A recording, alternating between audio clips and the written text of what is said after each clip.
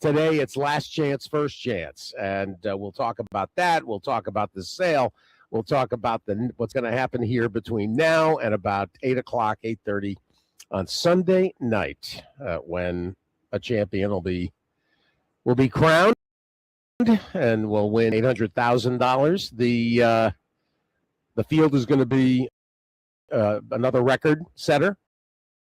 There's over 1,000 last chance, first chancers room, and will right in to the action on Friday.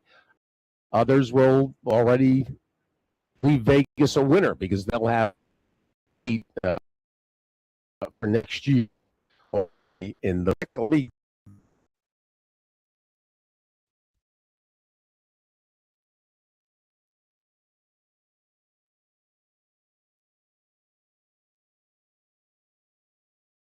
Sirius XM Radio.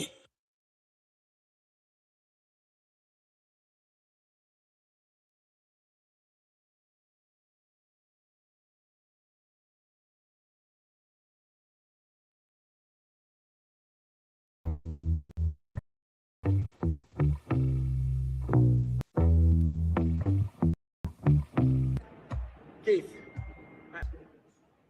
the signal, the internet line. It's back up. It's unbelievable. Yeah, try that again. There we go. Well, I noticed it about 10 minutes ago. I expect to have an issue with this here. The technology is spilling out of the walls. Roger, that his project supervision of the new Belmont Park. So we'll have that conversation as well. We're going to talk back at Ocala with David and Gordo. And David couldn't get over to us yesterday. We'll do some little bit of John Sheriff's appreciation.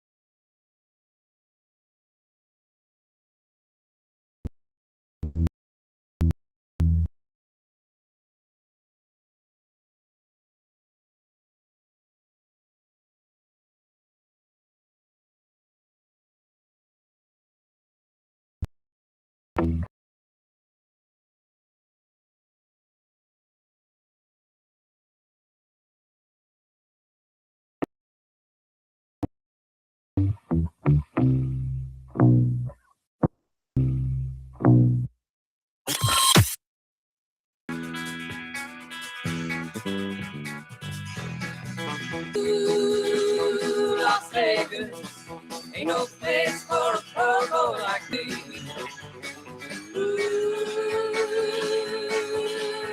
Las Vegas, ain't no place for a pogo like me. Every time I hit your Crystal City, you know you're gonna make a red out of me. Well, first time I lose, I drink whiskey. Second time I lose, I drink gin. Third time I lose, I drink anything, cause I think I'm gonna. Las Vegas, ain't no place for a purple like me. No.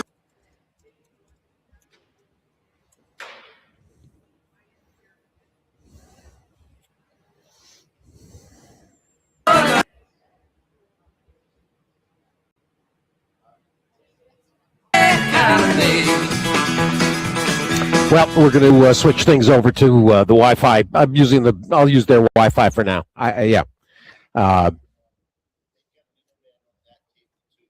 All right.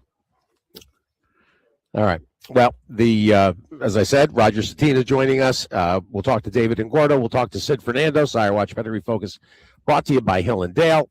We will catch up with KK. The Derby Future Pool 5 is ready for assault starting tomorrow. We're going to check in with Keith. We'll set the scene here for Last Chance, First Chance, and the action going forward into tomorrow. And others. Kev Humphreys. We'll check in with Kev in Singapore as Cheltenham Day 3. There were two crazy prices. There was a placement that Kev caught yesterday, but then there was the $340 winner. You're right, Raj. Not something you see every day. No, definitely not. And we'll get Kev's take, and he'll also set up the action for the next couple of days at Cheltenham as well. The racing kicks off today at Colonial, leading into the only major stake action, the only Derby action and Oaks action, the Virginia Derby and the Virginia Oaks. Dave Hill will join us in hour 3, leading into a visit with Jeff Franklin. And we'll do the win using Thorograph segment. We gave you a little bit of everything, actually, kind of an eclectic. Took that stake from Turfway, which we don't do that often, the Queen. We took the one of the stakes at the stake at Oaklawn as well. And we took the Virginia Derby. So you got a nice, I think, a pretty eclectic mix for win using Thorograph in hour 3. I'll just mention in advance of Sid and David and the sale chat. $2 million Nyquist filly yesterday, and if you didn't see, I retweeted Steve Anderson's piece about Boyd Racing, and one of the things that became very evident over the last couple of days, 3 days while we were in Ocala, the amount of new people coming into the game, and it's really pretty heartening. Introduced Al Stahl introduced me to a husband and wife couple from New Orleans, just getting in. This Boyd Racing, they look like they're invested and committed. So pretty. Then there's the players that you're accustomed to. Yesterday, another 3 7-figure $2 million Nyquist to Boyd Racing. Frank, who's not afraid to spend money, he bought an Into Mischief colt for $1,850,000. And Donato Lanny, literally minutes after Baffert said that we're not. I don't know. We're not gonna. We're not that. Literally 10 minutes later, Donato Lanny signs for a Motown colt that went 20-2, that breezed a quarter, and the Choose, the Bioma, the Nisos team. We used to talk about all those sprinters that they for the longest time, the Choose, Susan Chu and her husband had always seemed to get nice sprinters, but then they've kind of morphed and they're buying different kinds of horses. This is a Motown, and wonderful story for Jesse Hoppel. The Hoppel family connected to the Rice family, and one of the first families of Ocala when it comes to sale prep and getting 2-year-olds started. And Jesse had his first 7-figure seller, and he's a good friend of Aaron Yagoda's. Aaron uses him a lot, and I've said to Aaron, can I get Jesse on the show? Jesse's not. He's a man of very few words. He's not a talker. So he and they said he got choked up by this first 7-figure seller, and he's been doing it a good long while. So Zidane also bought a Tis the Law colt, and there was another. I think there's another. I've noticed another horse that would end up with Baffert. The Three Amigos bought something. Maybe they got pushed down a little further down the page as the day went on. There it is. A $250,000 Charlatan Colt that went in 10-1. We'll talk to David and to Sid Fernando and get as the sale wraps up today. It's exceeding. It's amazing. There was a lot of upbeat confidence, but it assuming today goes similarly, it'll be potentially another record-breaking year. It's just the appetite is just off the charts. Yeah, it's just voracious, and it doesn't seem to be any let up. There's no let up down at Elmont, where the new Belmont Park continues to really take shape. You sent pictures that I circulated. Glenn Kozak visited when we were talking about how tricky it was for his crew to try to level out Aqueduct and the bias after that bad cold spell. Seems like we're finally through with that.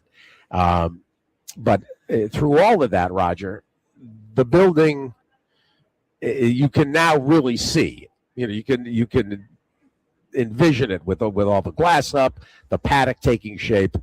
I think people were already excited, but now, it's March, so we're months away. It's right on top of us. That we are. Yeah, we're months away. Opening day, September 18th. So we're miserable winter, which did not help, but overall we're doing good.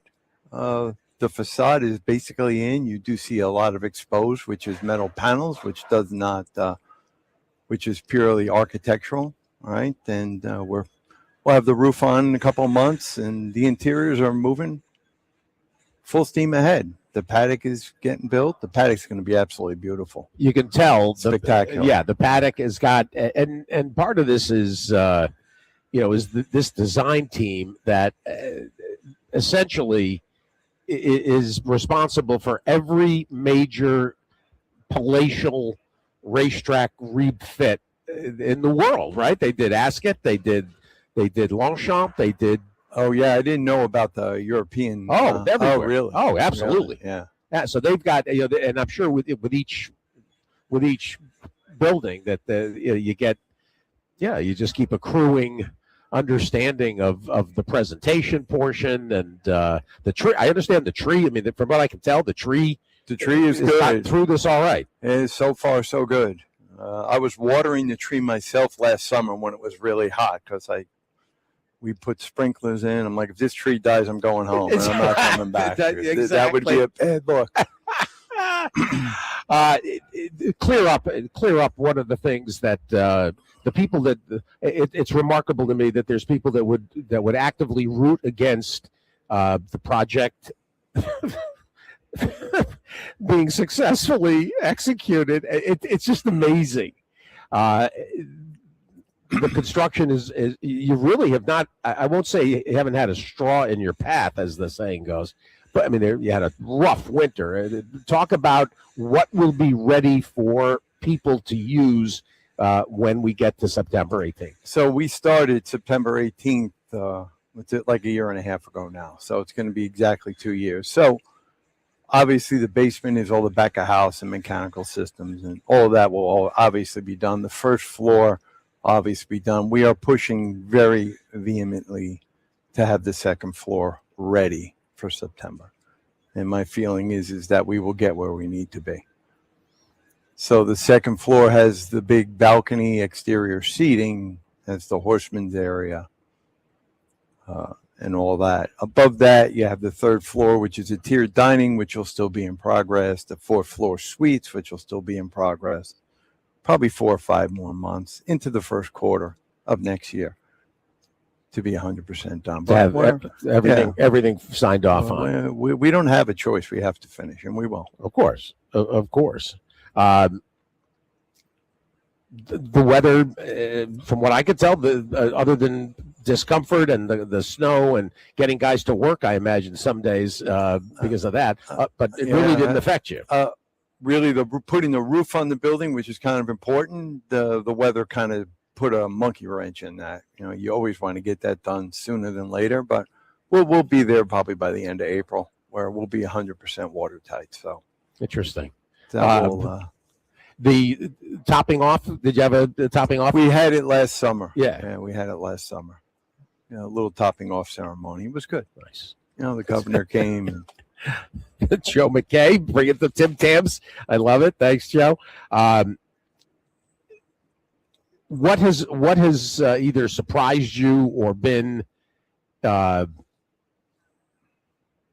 different about this? I mean, you've built countless skyscrapers, essentially, office towers. What was different about this? So the difference here is, we're out in the middle, and we really don't have many restrictions on what we can do, which in the city, we have nothing but restrictions. So it is definitely a lot easier to build out there. That's interesting. Yeah, because you have a lay down area, you've got room to move.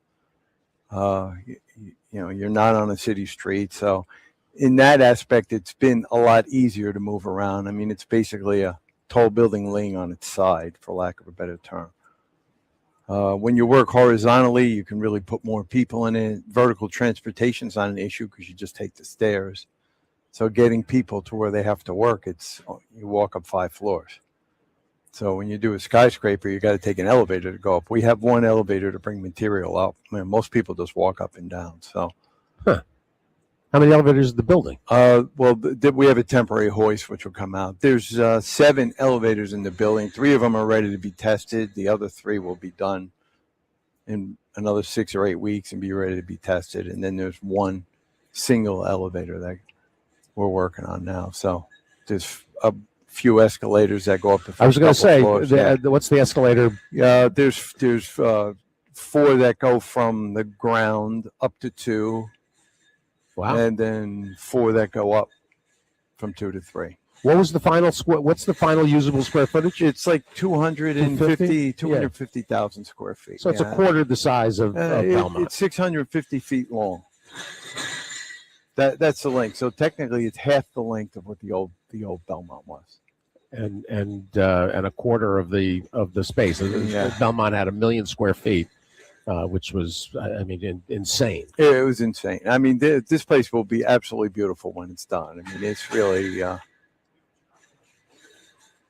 it's going to be absolutely beautiful. Well, and we've talked since this project started, and for you, it was it's obviously got special meaning, and I'm not going to say you're at the other side of midnight, but you're how much more is this a career finale or I have to do something because my handicapping is really not up to snuff the last couple of years, for lack of a better term, but this one is going to get me that much closer. So we'll see. I want to get through this and then take a deep breath and go from there. But I still got some miles on me. So the satisfaction, I imagine, Roger Satina with us, and of course, not only is Roger, been very successful over the years in this, the fact that that you angled. I mean, you advocated to get this, to be in this position to do this job. So the interesting thing is when I finished the few skyscrapers I was on, the company wanted me to go to JFK to do the airport. And I was like, no, I'm not interested in that. And they pushed, and I said no, and I said no, and I said no. And one of the individuals that was supposed to go to Belmont, he was a Long Island person. They wound up putting him at the airport because JFK is close to Long Island. Sure. And then this came open, and I volunteered, and they were like, really? I'm like, well, yeah, because this is not an airport. It's a racetrack, and who better than me? Exactly. It's and the fact that, for years, for the rest of your life, you'll be able to come and yeah, it's really, enjoy it. It's really exciting. So I can't say enough about it. Nice. As out of curiosity, how much interest is there from the crew and awareness about the significance of Belmont and the history and that part of work, basically rebuilding literally one of the international icons of the game. I can honestly say I think I might be the only one Oh, no. out of there that is actually really interested in in the sport itself and part of it. There's really not a lot of interest. So hopefully that'll change. Hopefully the people that are working there will want to come back. And I bet you, I would like to think. I mean, when the horses, not that there wasn't training, but and obviously the training track is open. But maybe when they see, horses out there, which I understand that we're very close to the Tapeta track being available for use. Yeah, I mean the Tapeta track has been down for a while. I think very soon they're going to start training on it. Yeah. I think they were probably waiting for our crane operations, which are basically wrapping up because the facade is on. Just not to spook them or anything with any loud noises, but it's a good point. But the Tapeta is 300-400 feet away from the building because remember it's all the way on the inside. So track. When you're up in the building and it's far away. Yeah. Well, and that's one of the things that'll be interesting. The sight lines and that obviously the TV will be fine, but it's going to the whole thing is exciting and just not that we're tired of Saratoga, but it's been a little bit of an overload and there's some people I think that are coming for this year's Belmont because they didn't come the last 2 years and they want to at least experience it, but everybody wants to get back. I mean, it's time to get back to. Yeah, I mean, Belmont's been there for forever. They needed this. They really, really needed this. And it will be sustainable for a very, very long time. And hopefully very successful. I have a feeling it will be very successful. Well, they've got to do, they've got a unique opportunity between UBS and what is going to be even a bigger green footprint, right? The backyard and the side yard. You mentioned that the building is that much smaller than the old footprint. The people that were carrying on about the loss of the backyard's going to be bigger than it ever was. The backyard will be beautiful, will be bigger than it ever was, like connected to UBS, and then up the stretch is all grass, all green area. So, eventually that will be all open. What they do with it, I'm sure they'll have room for temporary whatever they need for the Breeders' Cup in 27. Absolutely. They'll probably they'll put that breakfast chalet and all that crap. And, all that stuff. So they'll have plenty of room. In the infield, there's a few tunnels that go now that people can walk into the infield. Exactly. Like stuff they never had. Yeah. And, no, it's going to be spectacular. It really will. Well, Roger, thank you. This will be one of those. Thank you for your service when players and fans get to start enjoying it. I am so happy to do it. Also, it's been like really a little bit of a whirlwind, but I've really, really enjoyed it. Well, you also enjoy with a great tradition of being one of the top rooters in all of horseplay. There's very few people that root and dance and urge horses home, exhorting them on the screen than you. Yeah. I'm going to need to get a few of those this weekend because last year was a little cold. And you made reference to that. Something, can you attribute? Is there anything that you think that specifically has hurt your play? Field size has been a real big issue. Definitely field size. When you look, you go back and look at what it was 5-10 years ago. It's not nearly what it was. That's probably the big. I always gravitate towards bigger fields Well, and for turf. value and turf also. What's your late odds concerns, or you're somebody that reaches for prices, so might not be as as sensitive or frustrated by late odds changes as many. It's very frustrating, the late odd changes. Yeah, it is, but I mean it is the game these days, right? So you really just have to adjust. When you see the odds drop like crazy, that means some of the other ones have to be going the other way. And that nobody ever brings that up. Yeah, so it all depends on what side of the coin you're on, right? So I'm always looking for that needle in a haystack. So I will continue to do that and hopefully get lucky. Well, you've gotten lucky plenty. I should mention for today, just glancing, there's a total of 4. There's just 4 mandatories today.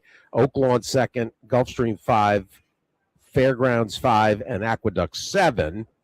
And the contest tracks today: Aqueduct, Colonial, Fairgrounds, Gulfstream, Oaklawn Parks, and the 1st and 2nd at Turfway tonight.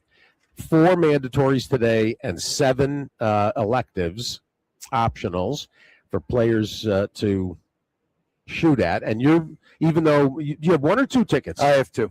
I was going to say, and last year, if I'm not mistaken, Roger, didn't we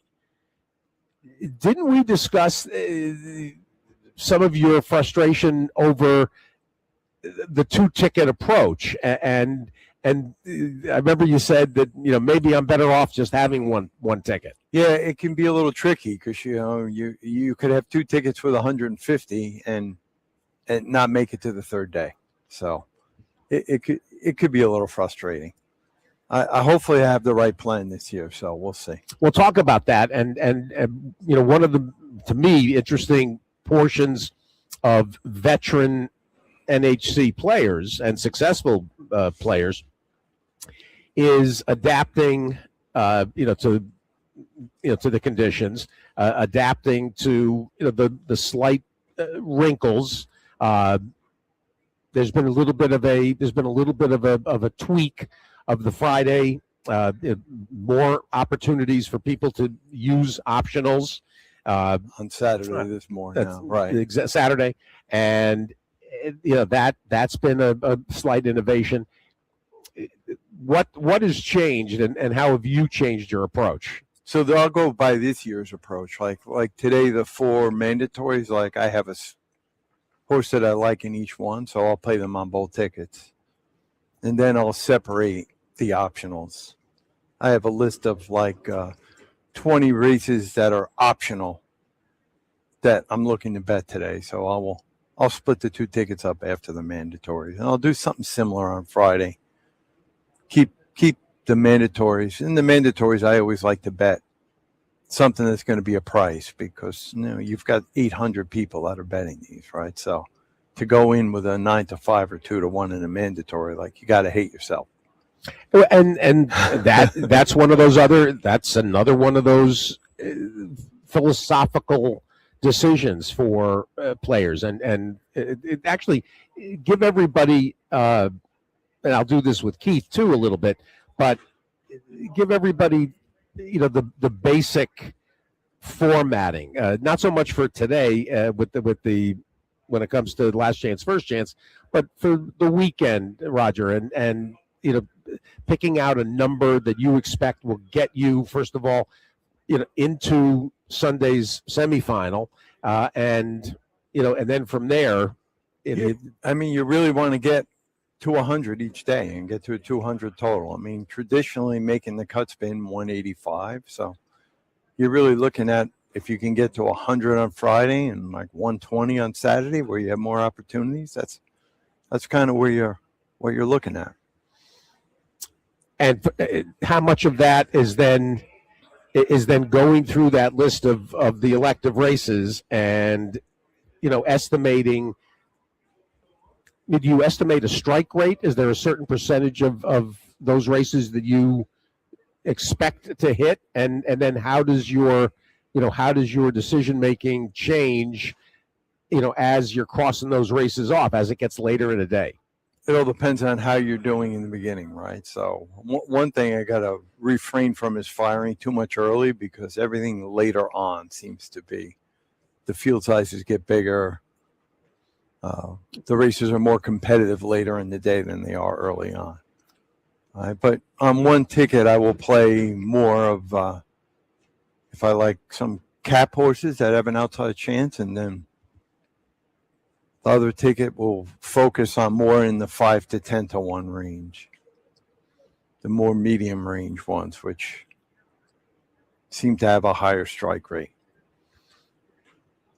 Remind everybody about your handicapping methods. So mostly formulator, watch a lot of replays. I use something called Racing Flow in Formulator, which is something that you download into it. It shows like bias and flow information, which is basically pace or lack of. And I use Durograph for speed figures for reference also. So I try not to have one thing rule everything, because nothing's foolproof, that's for sure. Oh, 100%. And I really believe what you see with your eyes when you watch replays more than ever is the most important handicapping factor.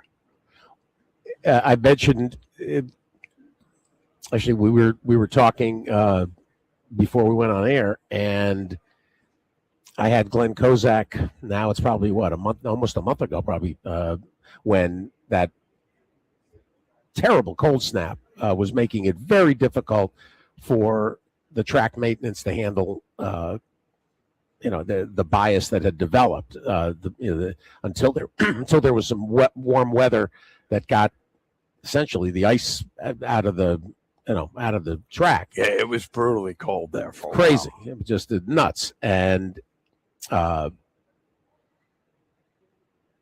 was that protracted period, probably might have been close to 3 race weeks. Might have only actually been, I don't know, a dozen race days. But there's got some horses that were completely impossibly compromised that are going to run back here this weekend. The problem is the field sizes are so short. Yeah. If you looked at Aqueduct this weekend, when you have 8 or 9 tracks, there is absolutely no way in hell you can. You have to gravitate. You got to gravitate. So what I do is I just go through, and I think for Friday I have 20 optional plays. I think I have a list of like 30 races out of that to pick from various racetracks. If you, in my opinion, if you don't narrow it down, there's no way you can concentrate with all these tracks running. It's way too much. And the other part that, to some degree, the NHC will do, it'll invariably force there's going to be a certain percentage of players that it might be their first, second time here, and they have to look at tracks that they don't bet exactly on a regular basis, and that's an aspect that is. I mean, it could be an opportunity, and maybe fresh eyes. Yeah. I played at the Orleans in the World Series, my only big contest experience, and I hit something. It took me a couple of days to kind of gear up, but I think at the time, I think it was a fairgrounds, which I wasn't a big, I didn't look at, but I found like a 18-1 shot, and so sometimes you go and look, and you're going to see things that you don't have any preconceived notions about exactly everything in front of you. Exactly. But again, it's 9 tracks. It's like I'll gravitate towards turf racing, obviously, Oak Lawn, cheap racing, big fields. Give me the beaten 5 claimers that haven't won a race in 6 months. As long as there's a lot of them, I'm happy. And you got a preference for long, short? Not really, no, not really. Sprint? Route, turf. Doesn't matter? Doesn't really matter. We can't use even tomorrow and Saturday and Sunday. Well, Sunday, I don't know. I haven't looked that far. Turfway at all? It's a limited opportunities. Yeah, I mean, I looked. There's 2 races at Turfway. The second one looks somewhat interesting. Friday, there's 6 races from Turfway. Yeah. Turfway's a headache, boy. Oof. but but there's prices there, so I did look Friday, and there was a few that kind of jumped off the page at me. So, yeah, Turfway's tough, and even when they run during the week at night, I just don't have the brain function to even. By the end of the day, I'm toast. It's just who's here? Who made it among the Satina crew? Captain Frank is obviously here. Of course, Captain Frank with is his here. Jet sweatshirt. He's got to be excited. The Jet looks like I saw. He's not happy about Gino, but he'll get over That's the it. craziest story ever. Yeah, it is crazy. Yeah. So I saw a tweet last night as I was traveling. So, and this was tongue in cheek. The guy wasn't being serious. He said, "There's a case to be made that Geno Smith is the best quarterback the Jets have had since Geno Smith." Yeah, that's pretty funny, actually. It was funny. It was funny. I happened to. I thought of Frank on Wednesday. I saw a piece.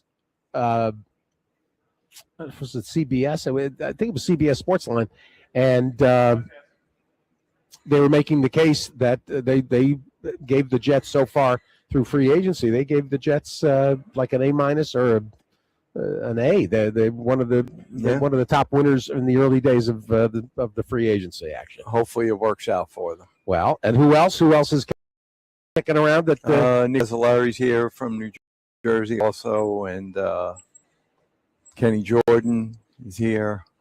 Pat Grippo's here. No, another guy that friendly with. Veloso? I don't know if Lou's here or not. I would say probably yes, but I did not see if he made it or not.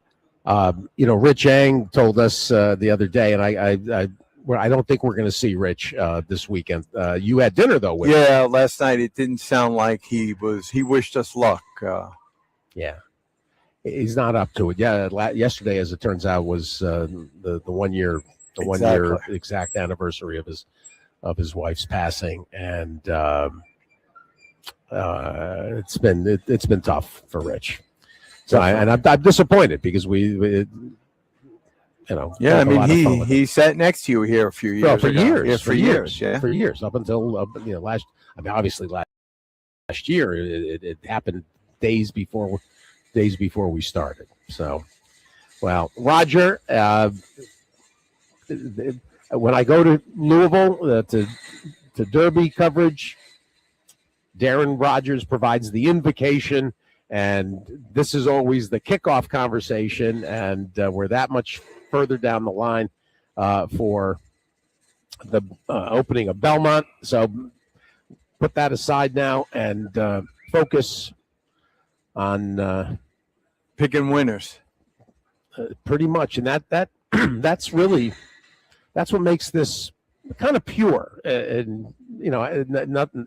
Certainly, the cash game, the live bankroll is a wonderful format, and plenty of players excel, and we understand what those that have preference for it. But this is, the name of the event changed from National Handicapping Championship to National Horse Players Championship, and. But it is in a lot of ways it remains a handicapping exercise first and foremost. I mean, there's still the game strategy portion, but it's very different than the live bankroll. Oh, it's definitely different because the live bankroll you can just go all in and hit 1 or 2 bets and you're done, and that doesn't work in this format, right? And this format is totally different. This is definitely more my speed than the live bankroll. Roger Satina, everybody. Roger, thank you for the coffee. You're very welcome, Steve. You're the AM. We used to make that walk over at Treasure Island out to the out on the street early mornings, right? I was so happy when I got here. 24-hour start in the Flamingo right across the street. All right, it's a beautiful thing. Wow. This is what number? 17. 17. Yeah. And how many in a row?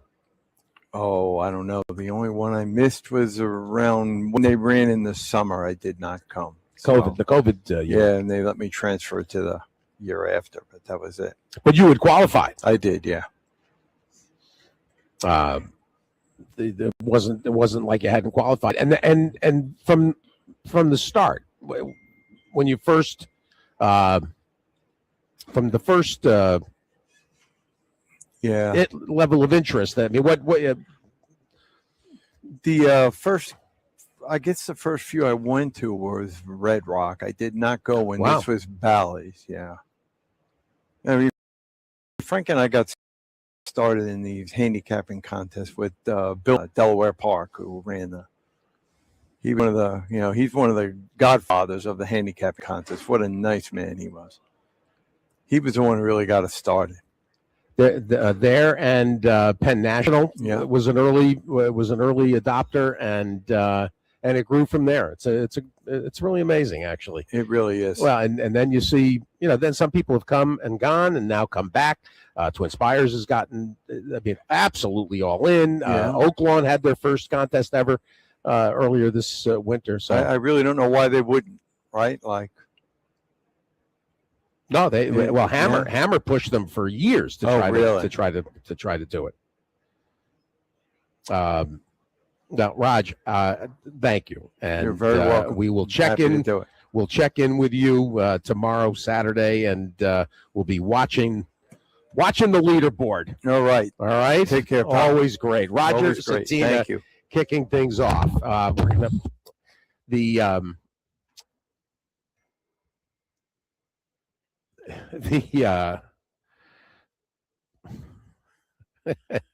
I'm just David and Gordo's gonna join us here next back at Ocala before the sale gets going, and we've got a couple of things. Obviously, the sale portion of conversation, but I take the opportunity with David as well to remind everybody about the public gathering on Sunday at Santa Anita in the Chandelier Room from 1 to 3. There'll be a celebration of life for John Sheriffs and David's stepfather, of course, and David himself responsible for introducing John to his mom, to Dottie.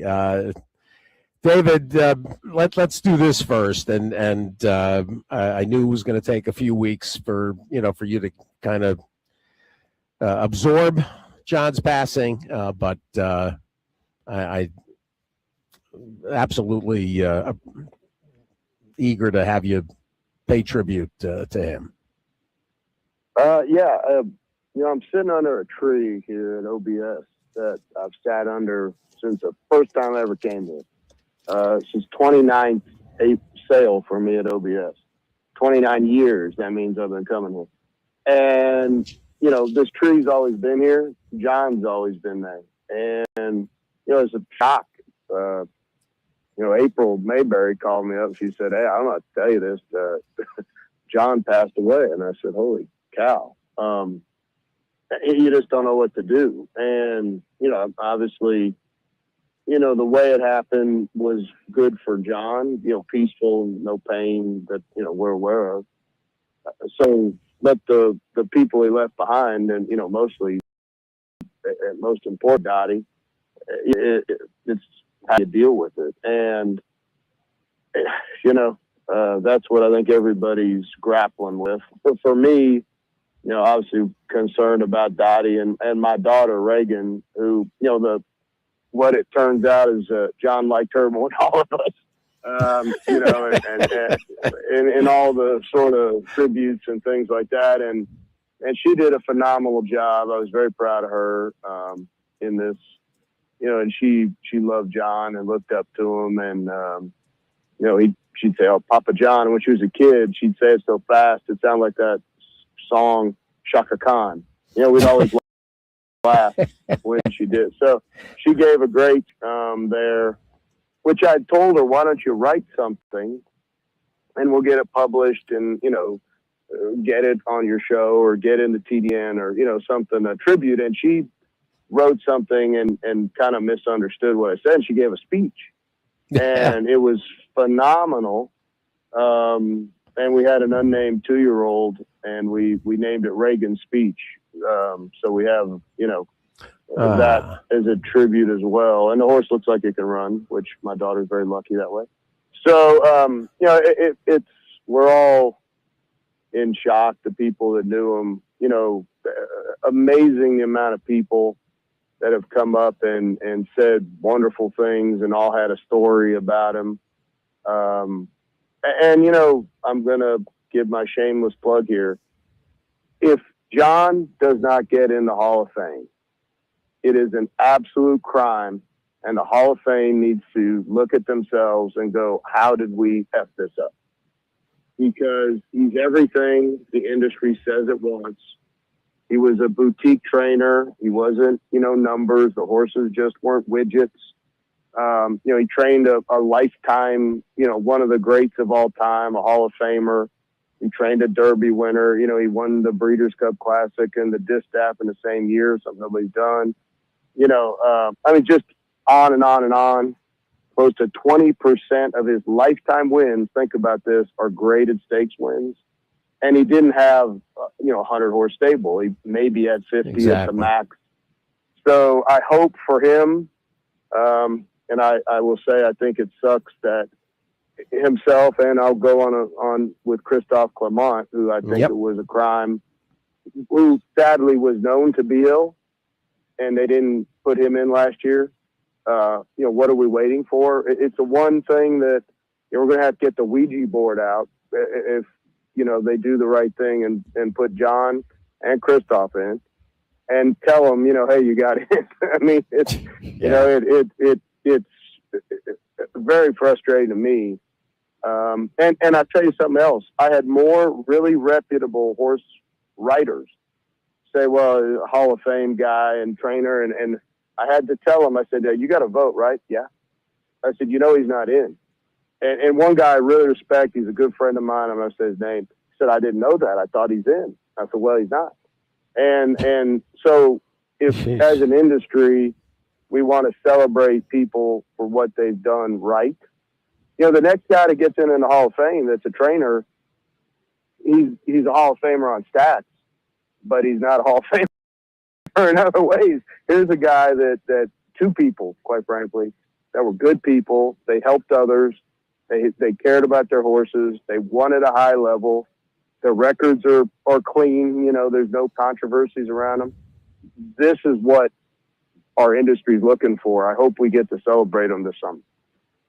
Well, I've echoed that obviously, and have been sounding off the thing with Christophe, and that, to some degree, I almost, I kept hinting around it, David, because frankly, Christophe was fairly private about the illness, but we met, and when it came to John's turn to be considered, the real problem was that he essentially was this era's David Whiteley, and David couldn't garner enough momentum, and no matter how many times it was pointed out about like his high percentage of stake wins, and we have this conversation every year with the Eclipse Awards when it comes to just the sheer volume. it's honestly, it's of the people who were involved in the voting process. And it's embarrassing, honestly.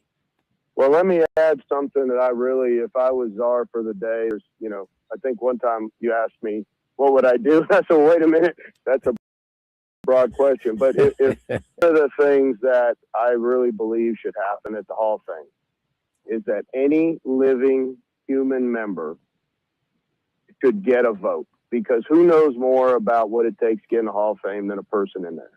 And I've read quotes from Mark Cassie and others, other peers, Dale Romans, he's not a Hall of Famer, but he's a peer, respected person.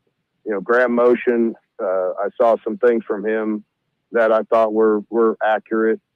Cassie, who is in the Hall of Fame, to my point, others that are in the Hall of Fame, made all these great tributes to Mike Smith, Lafitte Pincott, different people. They all know what it takes.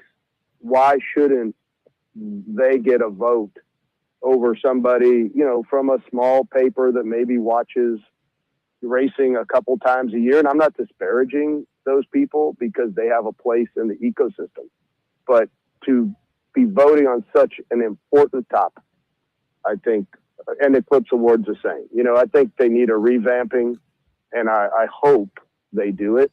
There's some very smart people on these committees, and I think they need to look at it. And I've had some good conversation in general. Yeah, am I biased? 100%, and I'm going to lean into it. I'm biased, but the facts are the facts, and these accomplishments by both these men we're talking about are there. And what about the human component? You got people that they've helped. I mean, John helped a lot of people out over the years.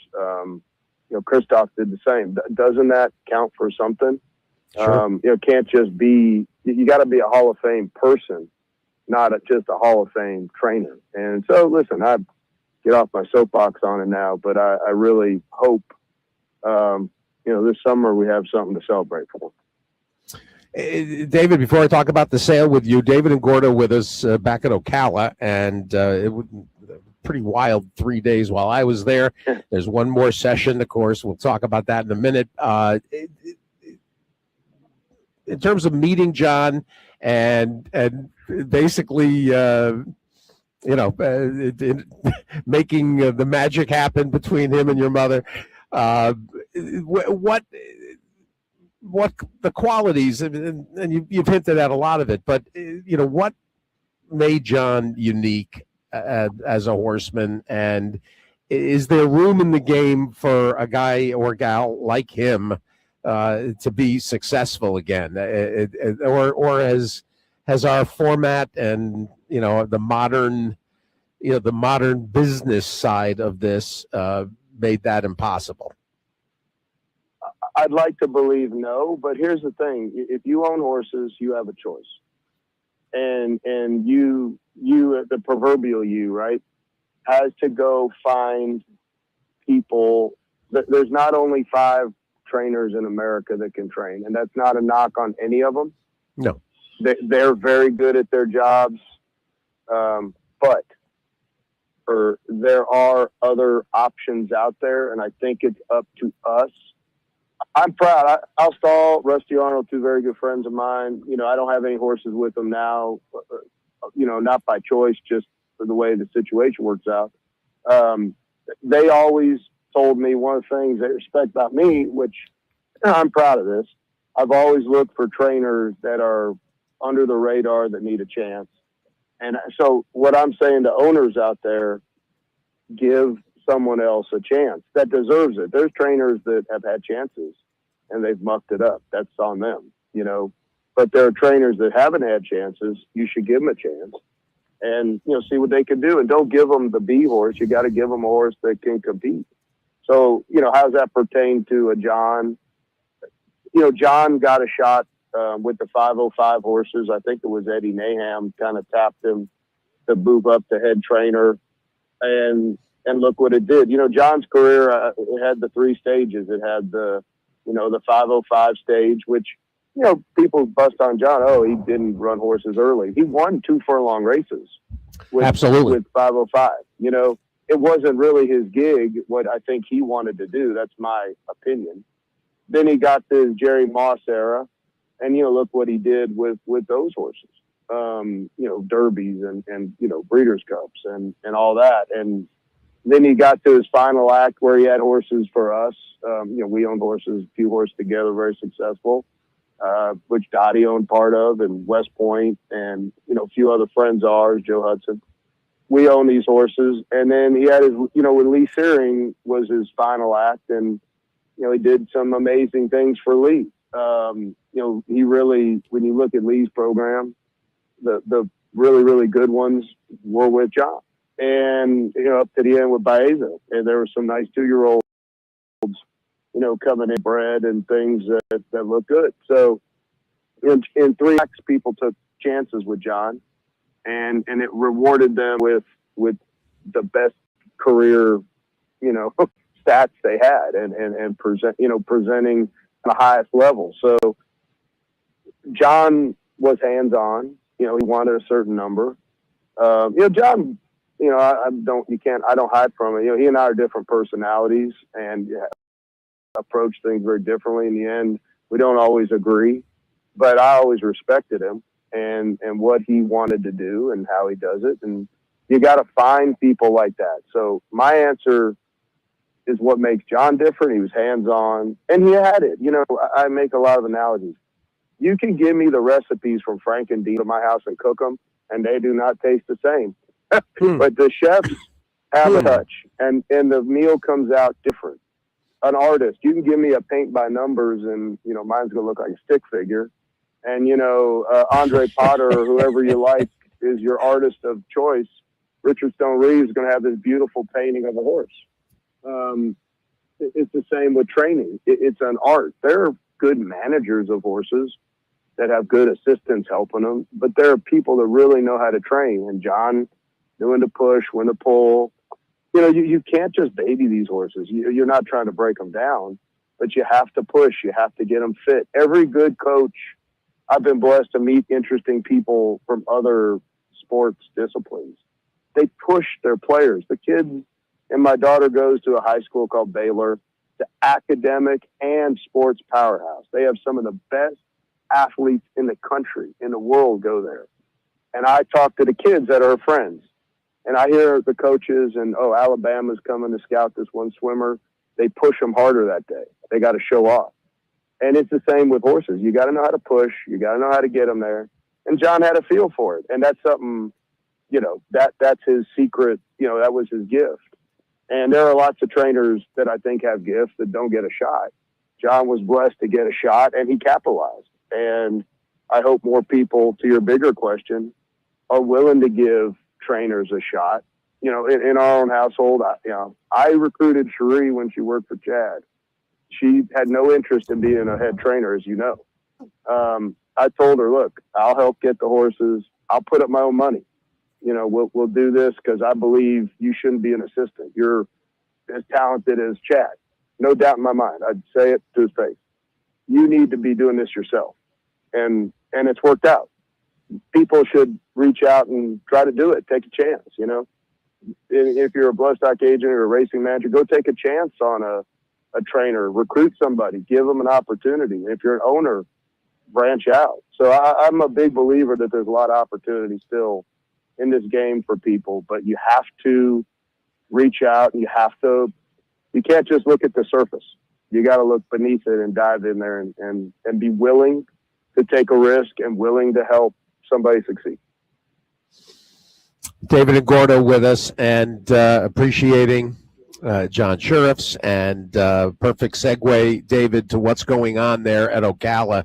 And I did 3 days, Monday, Tuesday, Wednesday. Monday, kind of previewing. We sat with Wojo, and we got plenty of opinion. There was a lot of, I would say, optimism that things were in place. Richard Kent said it's going to be a terrific sale. Now we're 2 days in, and it's exceeding expectations, which is just, it seems impossible, no matter how optimistic we are going into any of these gatherings.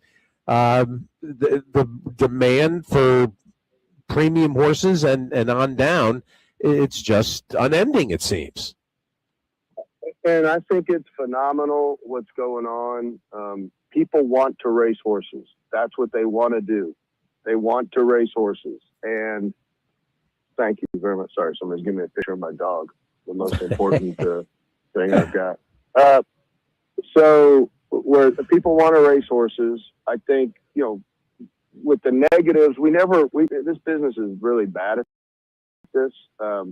We accentuate the negatives and we just glance over the positives. Again, in our experience with the racing partnerships and the people we meet, a lot of new people are interested in this that never owned a horse, or they've owned some, and they're branching out and growing their businesses. From our own experience, I see a lot of it. We have clients that are never owned a horse or dipped the toe in. They had a good experience. They're going deeper, and it's not just us; it's a lot of people. So this sale is an example of that. And people want horses. There's what we would call the middle market are these 100 to 200 grand horses, and sometimes they're just not here. Because there's different metrics. It's how they breezed and the vetting and the pedigree. So, when you see a lot at the top, there's some polarization here, I think is very fair to say. There's high end and then there's nothing. But a lot of the nothing are just not horses that, would suit the main tracks or have things that would need to be stopped on or may need time or whatever, may be. But I think demand is good. And remember, this is not a select sale. So there's not really any parameters to get into this. So this is, what I'll call open. Anybody that buys a horse for $5,000 or 50 or 500 could enter it in the sale. So there's no real picking and choosing here. Now the April sale be really interesting to see what happens there, because I feel like those are going to even be better prospects presented to the buyers at the next sale in 3 weeks or whatever it is when you start breezing. So that I suspect this will carry on, and I think that's a really good thing because people want to do it. I mean, we're in the middle of a basically third world war, and people are still wanting to buy horses. So I think that's a positive for our industry, and we need to look at that and lean into it a little bit more. And it's funny because I had the same exact comment about in the opening moments of the show, where I just said there just seems to be new interest on a going basis, and this came up actually with both Tom Ventura and Wojo as well. New people that applied for credit. New people that horsemen are bringing to the sale. Not necessarily for the first time, but they're ready to buy. We had stories told the last couple of days about people that were in micro share partnership in the Commonwealth group that are now part owners of the Puma. Yeah. And all we heard, David, you bring up a great point about the negativity. People scoffing and making fun of the micro shares the concept when it came up, when it kind of exploded on the scene, and it absolutely doesn't take into consideration the people that were just dipping their toe in and just kind of kicking tires by buying a micro share and having a communication vehicle from the organizations that are doing it, and now they're putting up quote unquote real money and taking the next step. It's a gateway drug. What do the young people say? Haters gonna hate. So I guess people will criticize these things, but a solution for the industry that I'd really love to see is call it a Better Business Bureau, where people can come that want to get involved of any economic level, and everybody, whether it's me, whether you have a partnership, whether it's me as an agent, Steve Asmussen as a trainer, whatever, everybody puts in a bio and a one pager and an executive summary, and then people can sign up and refer to it and see what they want to do. And, you lose access to this registry, as a participant, and help people. Like you say, it's a great comment. It's a gateway drug. You think about casinos. You walk in and, you're in college, you bet at the 50 cent or the dollar table. And once you've made your first $1 million, you can go up to the $10, $100 table. Horse racing is no different. People come in at different levels, and then they stair step up. Once they have success, once they find out what they like, they may move from entity 1 to entity 2 to private situation 3, but they come in and do it. And I think we need to give a better vehicle for that. I mean, right now, each partnership, each trainer, each bloodstock agent, their own marketing firm.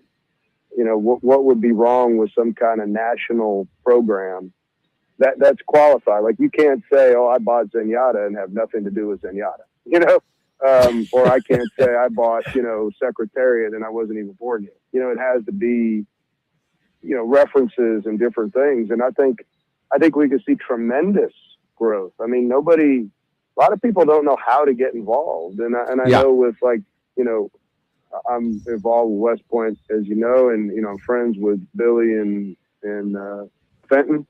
And, these guys are finding people that they find them, but what would be wrong with a bigger, wider net that people could go to? We're starting to get random calls because people want to have horsemanship. Hey, we see you're married to her and you buy horses. How do we get in? And they're not for small money. It's real people that, the gamblers and the Wall Street guys. But Nice. let's make that work for everybody, though. Let's, don't fight over the small piece of pie. Let's make it bigger. Let's create something. I would really love for the industry and for the next generation of Jerry Mosses and Lee Searings and, all the big owners we know that are, doing it. But where's the next Mike Rapola? Where's the next, whomever it is? I think Wesley Ward got a pretty big owner out of My Racehorse. So, instead of discounting those things, we should embrace them. I think that's the smart thing at the end of the day. Yeah, 100%. I always bring up our little, the small partnership that we've had for 15 years, and one of our owners ended up getting in on West Point, and has got a photograph up on the stage with a Derby win, and perfect example. Yeah. In terms, Dave, let's hope they listen to us, Steve. No, one of the frustrations, David, is that, and I Jay Hovde always loves when I say perception isn't reality. Perception, reality is reality. But part of the problem with the social media landscape is it creates a miasma. It creates this haze of negativity that gives off the impression of chaos and of ineptitude, because only the voices of frustration, I guess, those that those that wish they were better horse players, those that wish they that they were in the game, those that I don't know what necessarily what the motivation is to try to essentially poison the well and make and drag everybody down with it. But if there's one message and this came up the last couple of days too in Ocala, if there's one message to get out there, is that that's not what's really happening. That's not reality. The reality is actually, at the track, and there's, that information out there is a tiny fraction. It's not the overwhelming reality. And so, banging the drum and encouraging people to get involved, and also encouraging the people that are involved to stick it out, because this is the hardest undertaking at every level that I've ever seen.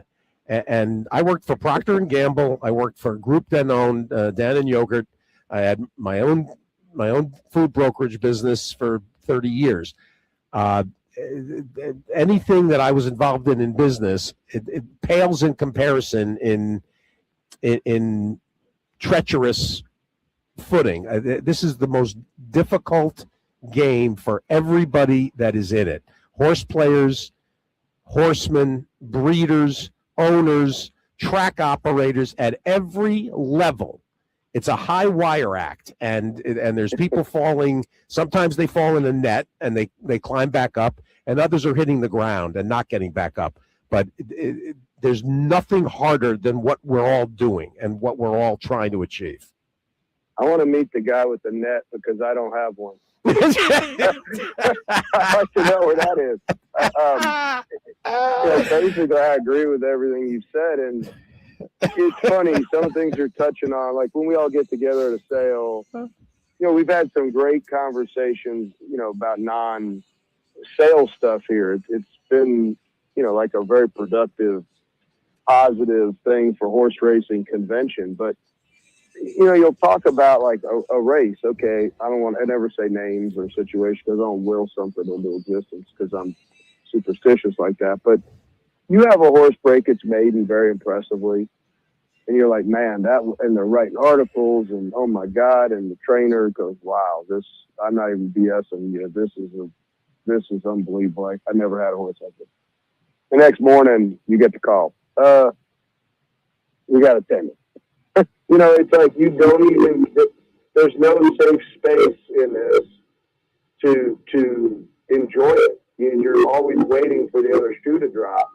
And like talking about John, you think about his Zenyatta, how many times he made decisions and worked out, how many times the horse came through on those decisions, and you end up 19 for 20, and all that went into it, and you never had that real disappointment happen.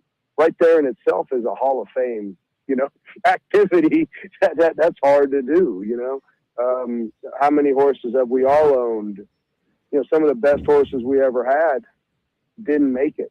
The talent was there. They showed ability. They even got to the races and showed brilliance, and something weird happens. It's such a tough business, and sport and hobby and, vocation and passion. I mean, I must have a screw loose to do it every day and think, you keep going back and you get your head beat in, but there's nothing else I'd rather do. And I think as I look around the sales grounds, and whether it's the consigners or the buyers or the trainers, every single person here loves this. And I think that's why we all do it and put it with disappointment. There is no high like this. And I said it once in an interview, I probably should. We won a race at Churchill, and all new owners, grade 1 winner. And one guy's a very, very, very successful businessman, and his CEO is there. And you could tell they used to have fun when they went to Harvard or where it was. And the guy's like, man, I haven't done drugs in a long time. I said, that's cool. Okay. He said, this is the best high I've ever had. And I'm like, we really need that on camera, but I don't know how how to sell that. But it's the truth. Like, I don't really drink. I don't anything. You don't win a race for a few days, with the horse you're involved with or your team, or you don't have a good sale or something. And the whole, you get depressed a little bit. So the high of it is real. And I think that's something, they miss out on selling. And the fact that you can play this sport at a high level at you know, as you get older. And you can't play tennis, you can't golf at a certain age. That's a good point. Pro athletes, they age out, you know, or injure out. We've got a couple of pro athletes from the hockey world that have joined us, and they're like, they see the whole process. They're like, man, this is just like playing hockey, building a team, doing this, doing that. So, I mean, I think there's a whole world of people that could get into this, and they get that there is such disappointment. You know, some of these guys have been in the Stanley Cup and gotten beat, or been in the World Series and got beat in the last game. You know, and that's the disappointment. I don't know how I'd react to it. You know, they've been at the top of the game and been injured and have to retire. So, you know, they get it. And it's, but to your point, I got on a tangent. I'm sorry. It is tough, and you better love it. And it's like being in the military. It's not a job. It's a lifestyle. And I get up at, whether I need to or not, every day at 4 a.m. Yep. And that's just the way it is, you know. And Exactly. no holidays, and you know, you better have a partner and people that enjoy it like you do. I tell all the young guys, you know, you want to marry some girl or guy that is outside of racing, it's going to be tough. I tried it a couple times, not getting married, but I tried going out with people not involved in the horse business, and it didn't work because, you know, this is what we do, and you know, if you don't like it, it's hard. So it's tough, but you hit the nail on the head though. But when you find that guy with the safety net, I want to meet him. David, before we wrap it up, some impressions about the marketplace, and it seemed like Tuesday was a first crop showcase, and then yesterday it seemed like some of the real. It's just the way the catalog unfolds. But it seemed today was much more of the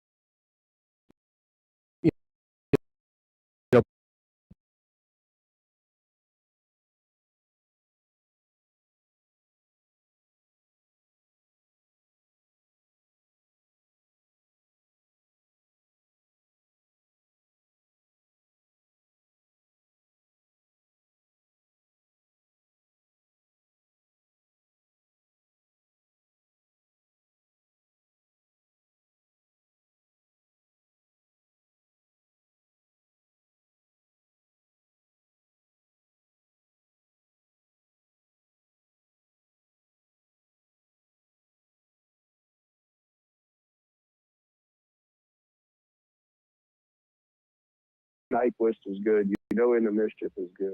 You know, there's no secret. Those are good sires, and they do it every Saturday and Sunday in the big races.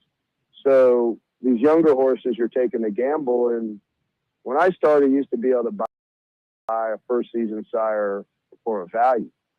Now they're given a premium for, like they're already Gun Runner and In the Mischief, and Not This Time, and Quality Road, you know, and Twirl and Candy, the real top horses.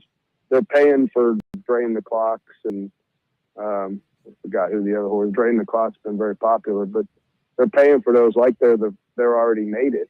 right. And I personally am a little more conservative on that at those price points. And you know, I'm a homer for them. I'm you know, shameless plug for Flightline, but you know, that is a little different story because we have a different, you know, view of it from our standpoint. But you know, some of these other horses, I'm pleasantly surprised and glad for the market, because I will tell you, we need Life is Good and Flightline and Drain the Clock and Jackie's Warrior, and you know, we've got a young horse called Up to the Mark, got yearlings. We need the horses in this 2-year-old crop and the yearling crop that's coming to step up and make sires to replace Into Mischief and some of those, you know, Warfront and Quality Road that are going to age out just because of biology. Candy Rat. Sure.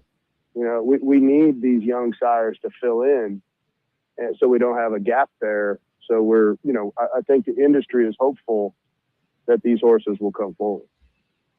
Is there anybody that has surprised you? You get down there on a regular basis and you go look at the babies that that you're involved in, and so you're seeing some of the yearlings that become 2-year-olds. You're seeing weanlings that that become short yearlings. Is there somebody that has caught your eye at this stage of the development curve that you didn't expect? That looks like they're gonna get runners. The horse I would come with is Mandaloon. Yep.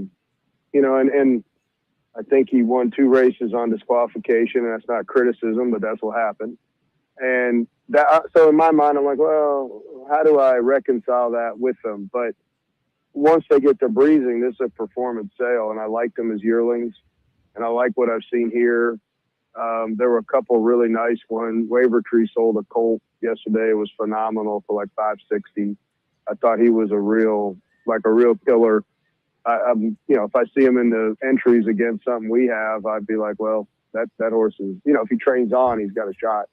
So the Mandaloons have been pretty interesting horses to me. And, Jackie's Warrior is not a surprise because he was one of my favorite horses. I don't know what it is. Like Maxfield, I used to love to watch him run. I don't know why. I just really like to watch his races. And Jackie's Warrior is in the same boat. That one day at Saratoga, we got held up an hour. I sat in the box and waited, and there was about 10 people in the grandstand to watch him run. There's something about that horse I really liked, and his offspring looked pretty good too. Those are a couple that, Mandaloon was more of a pleasant surprise to me. But he's got the Juddmonte pedigree, the Juddmonte backing. He's buying the mischief, and they look the part. Out of the Empire Maker mare, Brooch, and standing for 10,000. Things that always, we're always looking at is the multiple, David. What a stallion stands for, and frankly, early in their stud careers, in some cases, they probably were even, the service was acquired at a bargain beneath the published fee, and then watching them sell. You mentioned the $500,000 Kieran Dunn colt. That was hit 313 yesterday. Justin Cassie bought 500,000. That one actually may end up with Norman. Then there was a 260,000 Lee Lewis. So I'm guessing Mark Hennig, Taproot, Bloodstock, a filly on day one. There was the Storyteller Racing's 290 they paid. That was also Waver Tree. That was a filly that went in 10 flat, Mandaloon. So yeah, I mean the commercial breeders that spend $10,000 to get, and some of these are there's also plenty of pinhooks in here, and there's been some outlandish pinhook success, David. Oh, and it's the American dream here. Our president should come see all these Hispanic people that have come, and a lot of them are first generation people. They're getting their start. They're sort of my generation. The Irish came here. Phil Callan started. You've got the guys like Eddie Woods and Kieran, and that are retiring basically. And who's coming after him? You've got a lot of guys from Mexico. April Mayberry's got a couple of her.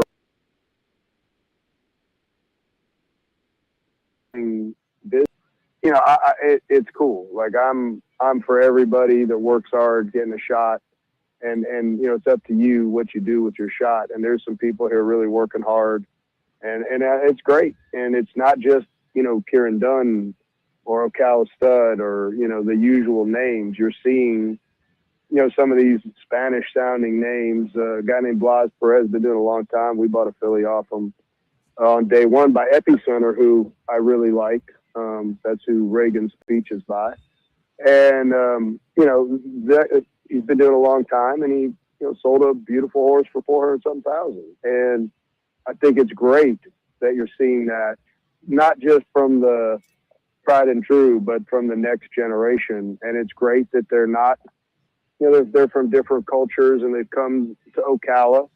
They've worked their way up from grooms to riders to foremen to assistants, and now they got their own thing. And it's just like we talked about training. You got to give people a chance, and it's really cool that these people are getting a chance. And it's men, it's women, it's everything. Younger people, older. It's fantastic. So I think it's great. David and Gordo, I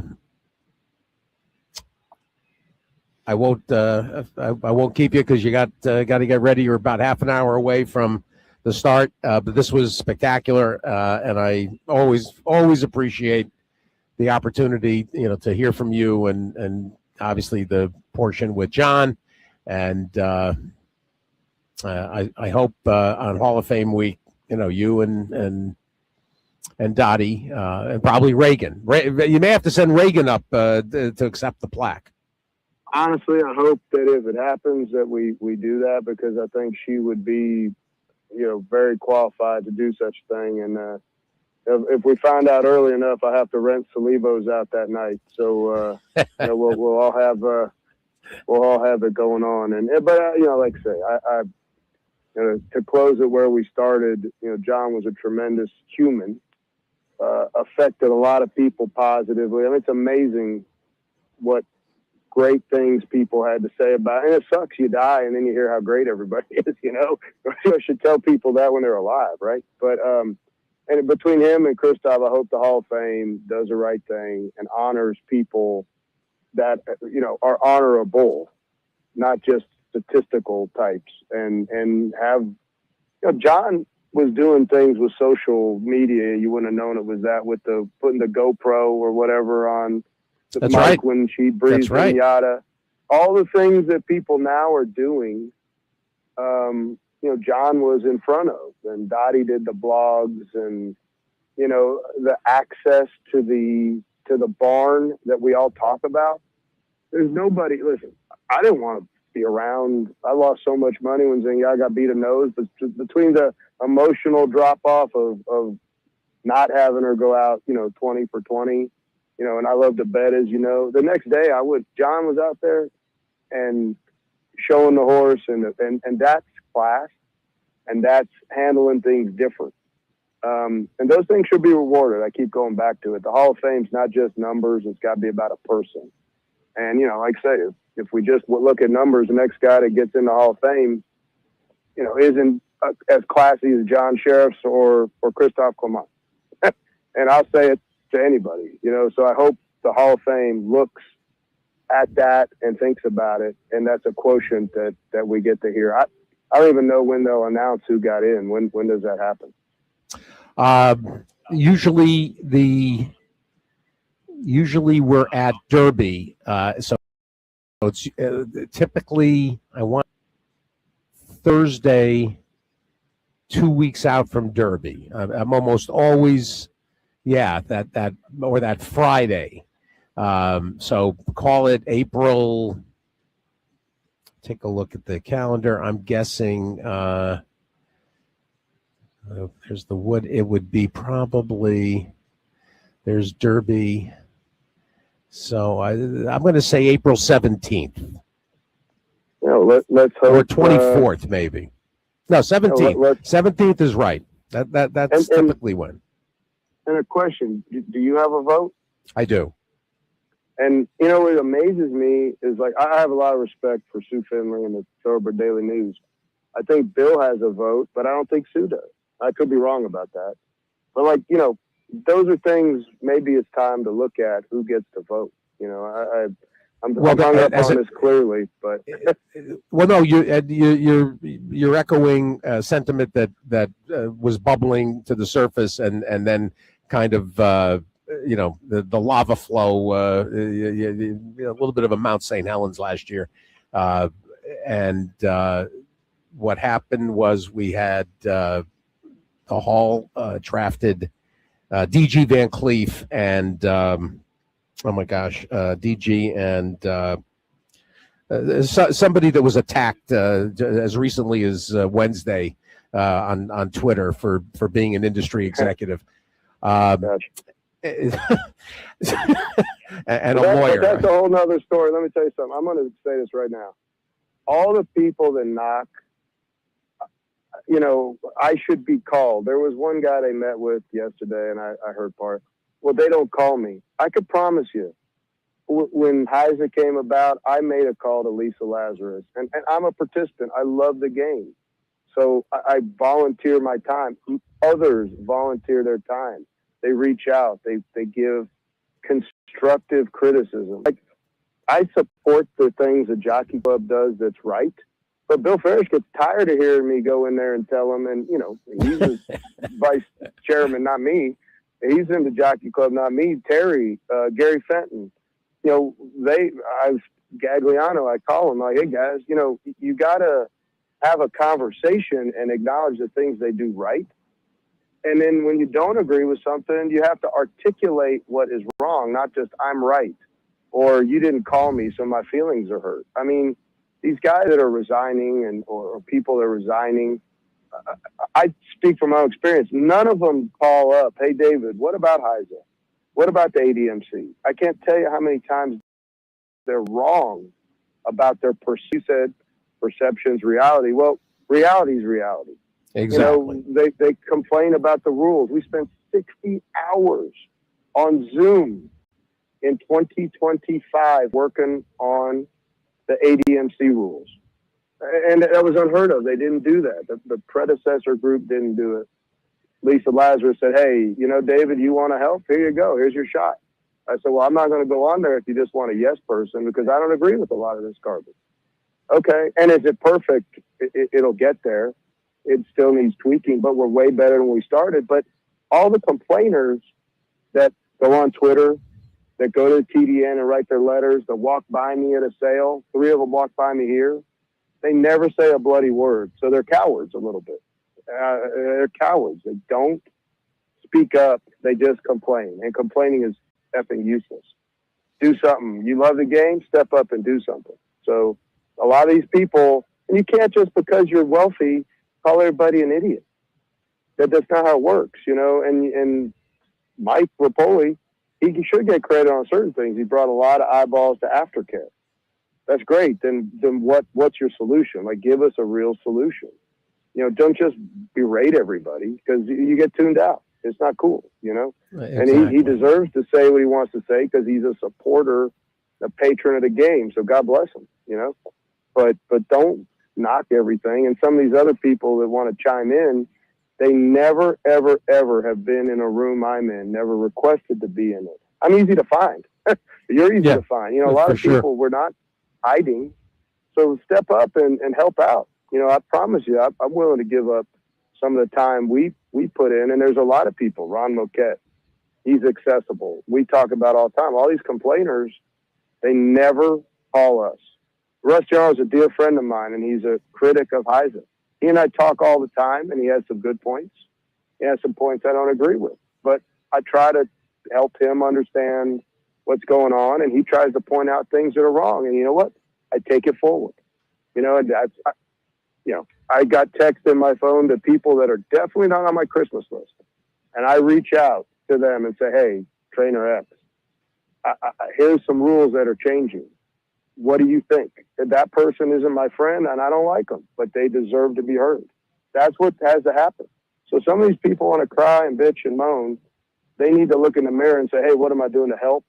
And reach across the proverbial aisle and try to get involved. So that Twitter, I feel like I'm on sobriety. I need a Twitter chip. I haven't looked at Twitter. I deleted my account because I got tired of reading inaccurate information about things I know are not right. So it's like I'm 3 months sober from Twitter, and and it's a bad place, and it's a bad place to get information. Agreed.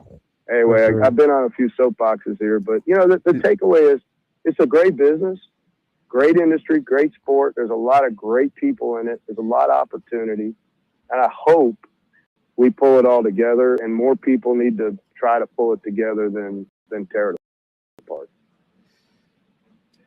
David Ingordo, everybody, a wider ranging visit than anticipated. David, good luck today. Close it out strong, and we will see you. I won't be there for April, so I'll probably see you. Yep, hope we see you there with a few getting ready for it. Well, absolutely, and keep Cherie. She was in rare form the other night at Milano. She had to come over to our table. There was too much decorum at your table.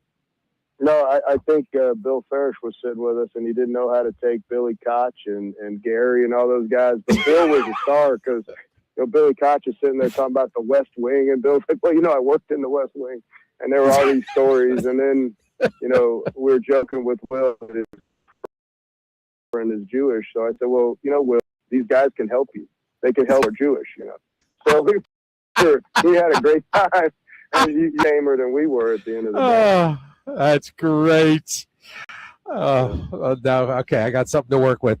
David Ingordo, good luck today. Thanks, David. All right. Have a great day. Take care, Steve. Appreciated, David Ingordo. And obviously, difficult time for his mom and him and Reagan and everybody associated with the Sheriff's team. And one more reminder, Sunday in the Chandelier Room at Santa Anita, 1 to 3. All right, Sunday 1 to 3. And Dottie wanted to make sure the funeral and the reception down in San Diego was family and kind of an intimate gathering. This is for everybody, and she wanted to make sure that everybody who cared about John and who John touched have an opportunity to probably come up to the microphone and say a few words and share their love for John. We will not take a break because there's still a ton to be done. You're listening to Sirius XM's At the Races with Steve Byk. Here from Las Vegas, Horseshoe Vegas, the National Horse Players Championship. We're back for the second half here, and Joe Valenti is close by. He's in proximity. And, of course, his son, Christian, with the Legion Bloodstock team. Day one, they struck for one of the big hips. In fact, the session topper, that was the Corniche colt. And I guess we're not allowed to disclose who's Joe. You got a quick hello? You want to grab the mic? Yeah. Hello, Stephen. It's on. You're fine. Okay, my friend. Has it been disclosed yet? I don't believe so. No. All right. Yeah, I don't believe so. Well, we didn't see Jason Worth on the sales grounds. No, I think his group tries to buy in a certain space. Maybe that 150 to 350 or 400 range. I don't. I'm not certain of that. I'm not privy to all the info. My son literally tells me next to nothing. I'm like, who am I going to tell? Mike Arrow's going to he's going to jump in and buy a $10,000, it's ridiculous. 2 days before the sale, I'm like, do you like anything? There's a few nice ones. What do you think? Yeah, we're crazy. It just, and then he said, but I can't afford most of them, the ones I really like. And then he buys a horse for $1.3 million. Yeah. That's them. They have a good team, but they have a great team, yeah. And they continue to have success. It's a nice, it's really kind of a nice working relationship with Beckman, and that's not unusual. I mean, David's got the same scenario. Basically. Yeah, I think again, just as outsider view, being involved in the industry a lot, I think that's going to probably hurt me in this tournament. My first time ever I never really played in a tournament until Delaware. But sometimes you know too much. You know too much about the inner workings of things, and you get paralysis by analysis. Very true. But as it pertains to these guys, I think, Christian and Whit worked together for Todd like 16, 17 years ago, and it seems that when Whit was going out on his own, you need somebody to support you, and Christian believes in Whit's ability as a trainer, and Whit believes in Christian's ability as a horseman, and so they funneled a lot of the horses there in the hopes that as Whit gets better, they'll start sending owners who want to go to Whit to Legion. I find it ironic. People come up to whoever the bloodstock guy is, like, oh, it would be, why don't you send that horse to me? Well, life's a two-way street. You want to keep your owners, you want to buy for them, and then you want me to send you horses. It just doesn't make sense to me. So the people that work as a two-way street seem to have a good relationship, and that's what they do. And, Kyle does a great job with his end of it and dealing with people, and Travis, and Christian's main job is buying the horses, identifying the horse. Yeah. How did you qualify? I won with our boy Andy. One of the worst days of my horse racing betting life with our boy Andy Simoff. I spent the last 3 days with. I know. Had a riot. Just a riot. The greatest ever. I was going to play, and then we sit down at the table, and he's like, well, I'm going to play. So then we go partners, and then we had another, and I went and buy the ticket. I wasn't ever thinking about, actually winning or playing something. And then but another friend, Joe, when I get back, Andy's like, oh, Joe Vidovich wants to go in with us too. So now there's three of us. Well, Andy drove me crazy, and it worked out. We got lucky and won, and so now I'm here. But I'd come before with Craig Sadler, Chubbs, my man, and tried to help him. And this was like the most fun I ever had in my life for a weekend betting horses. So that's how it came to be. And now I'm going to try my hand at this one today. So, yeah. But you're set for Friday. I'm Saturday. set for the weekend. Yeah. I've been listening and trying to people. Everybody has their own way of doing things. Yep. And I don't think there is a right way. It's right. Whatever way is going to get you to the finish line. Whether it's, certain price horses, whether it's just picking winners. I don't know. If you listen to all the people who are successful, they all seem to do it a little different. Oh, there's no doubt. 100%. That's part of the charm and part of the unique. What makes this really, so much fun. It's wonderful. It really is. I've been playing horses since I was a teenager, 45 years, whatever. And the most fun I ever had was the first time I came here and helped Chubbs, and just being in the atmosphere and stuff like that. But I generally don't. My ADD won't allow me to put enough time in for the tournament life, of just spending all that time. Usually a race to race guy if I'm at the races.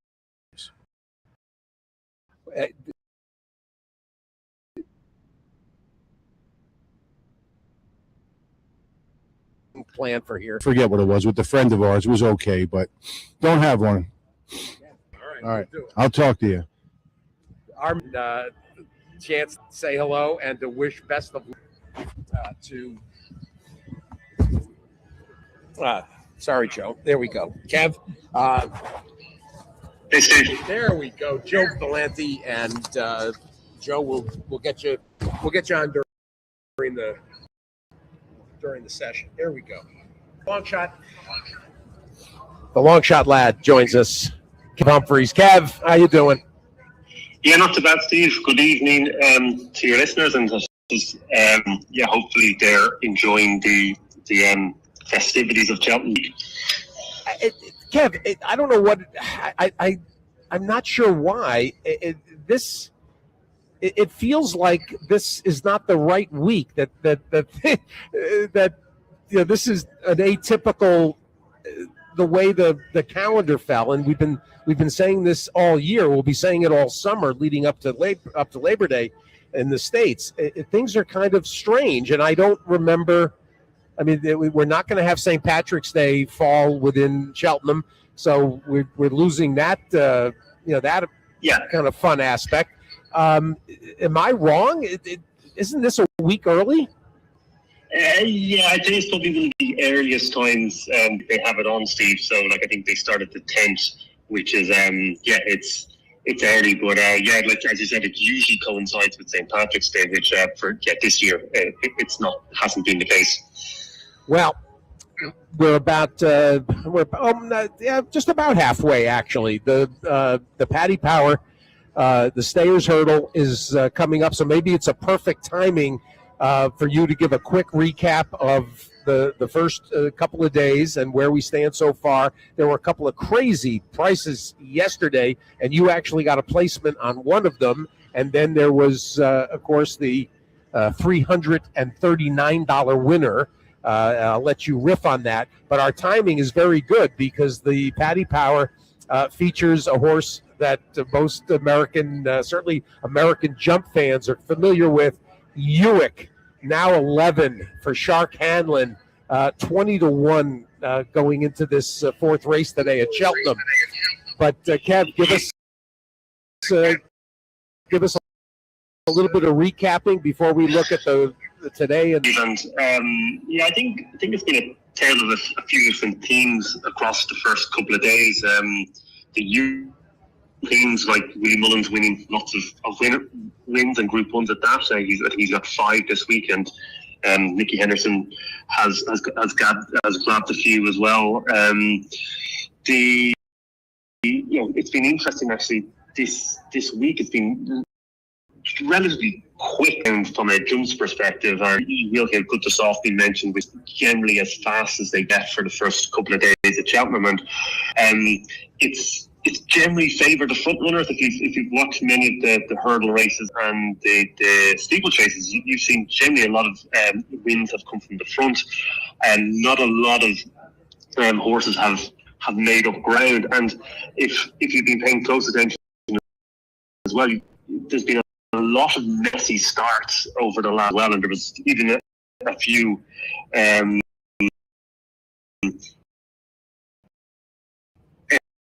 earlier today with big fields, so like you would generally see this, and I'm sure you see this.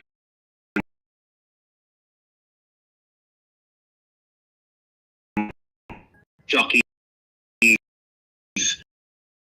you bring Irish jockeys in who maybe have a different way of doing things, and it causes a little bit of consternation for the jockeys, for the starter, for the fans, for for everybody. So it's just been interesting, and also as well, I keep a close eye on the markets, overnight in the morning, and it's been interesting to see actually. And it's just a lesson that the money isn't always the smartest money in the world. Like,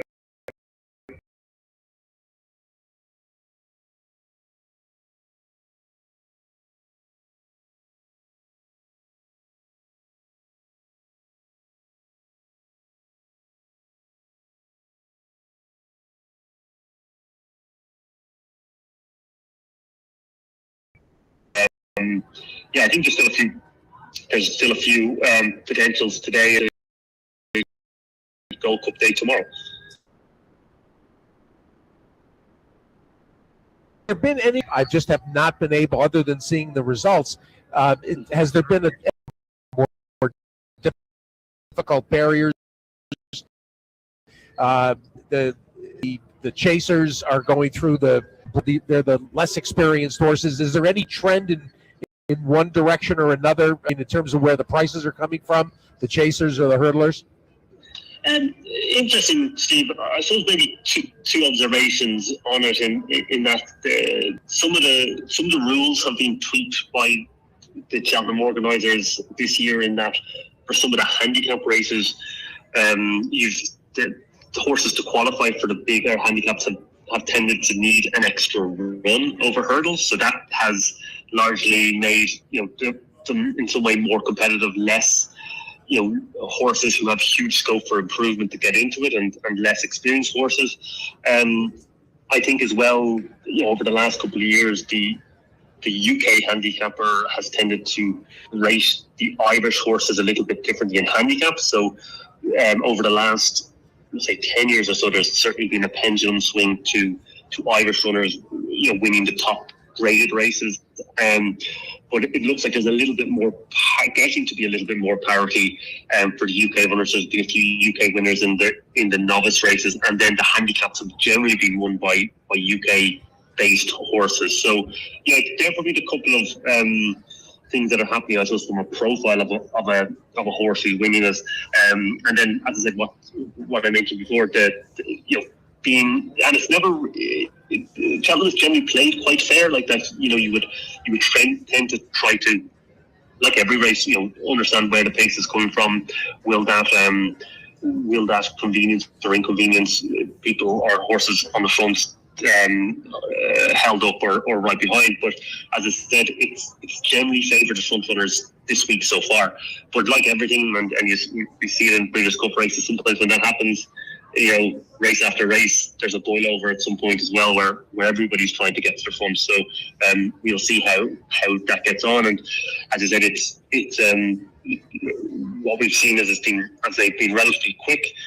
There has been a smattering of rain so far today, and they put on a little bit of water. There is rain potentially through the rest today and into tomorrow, so that'll be interesting to see how much rain gets into the ground for tomorrow's racing. The long shot lad, Kev Humphreys, with us. Kev Hum, of course, on Twitter. Kev, before we look at today and the rest of the stand, tell me about that handicap chase winner yesterday, Martator, and this Venetia Williams, the trainer, and $339 winner. You just don't see a lot of 168 to 1 winners. Yeah, well, I think if you backed it at that price, you've certainly got a better price than what it went off, and certainly with the bookmakers who returned at 66 to 1, it has beaten Jazzy Matty, who won the race last year by the slimmest of noses. I think the photograph has been bandied about social media as well. But yeah, just to, it's interesting. Venetia Williams again has generally punched above her weight in regards to over career, and she's had a little bit of a quieter season. So I think, but she's I think she has a better just strike rate this year, where the last 15%. But she's well used to hitting long shots at Cheltenham. I'm trying to think for the life of me. There's been one or two in the last 5 years, so she's not a complete stranger in hitting these. But yeah, it just shows the sometimes we get sucked into the likely favourites and again the talking horses. But yeah, there are, that's why we race, and that's why there's always kind of an angle to look at. And again, it's not, as I say, wouldn't have been like a complete impossible one to look at if you kind of look far enough. But just given the way the trainer has been this year, maybe the price reflects the chance. What I'll do is I'll retweet the finish. Racing UK had a stretch run that that shows up. I mean, a thrilling finish actually, and it's the first time I'm seeing it, and that's a crazy disparity between the bookies and the tote. Amazing, 66-1 on in the shops, and boy, oh boy, look at that! Basically a head at the wire. And who's that jock? Deutsch.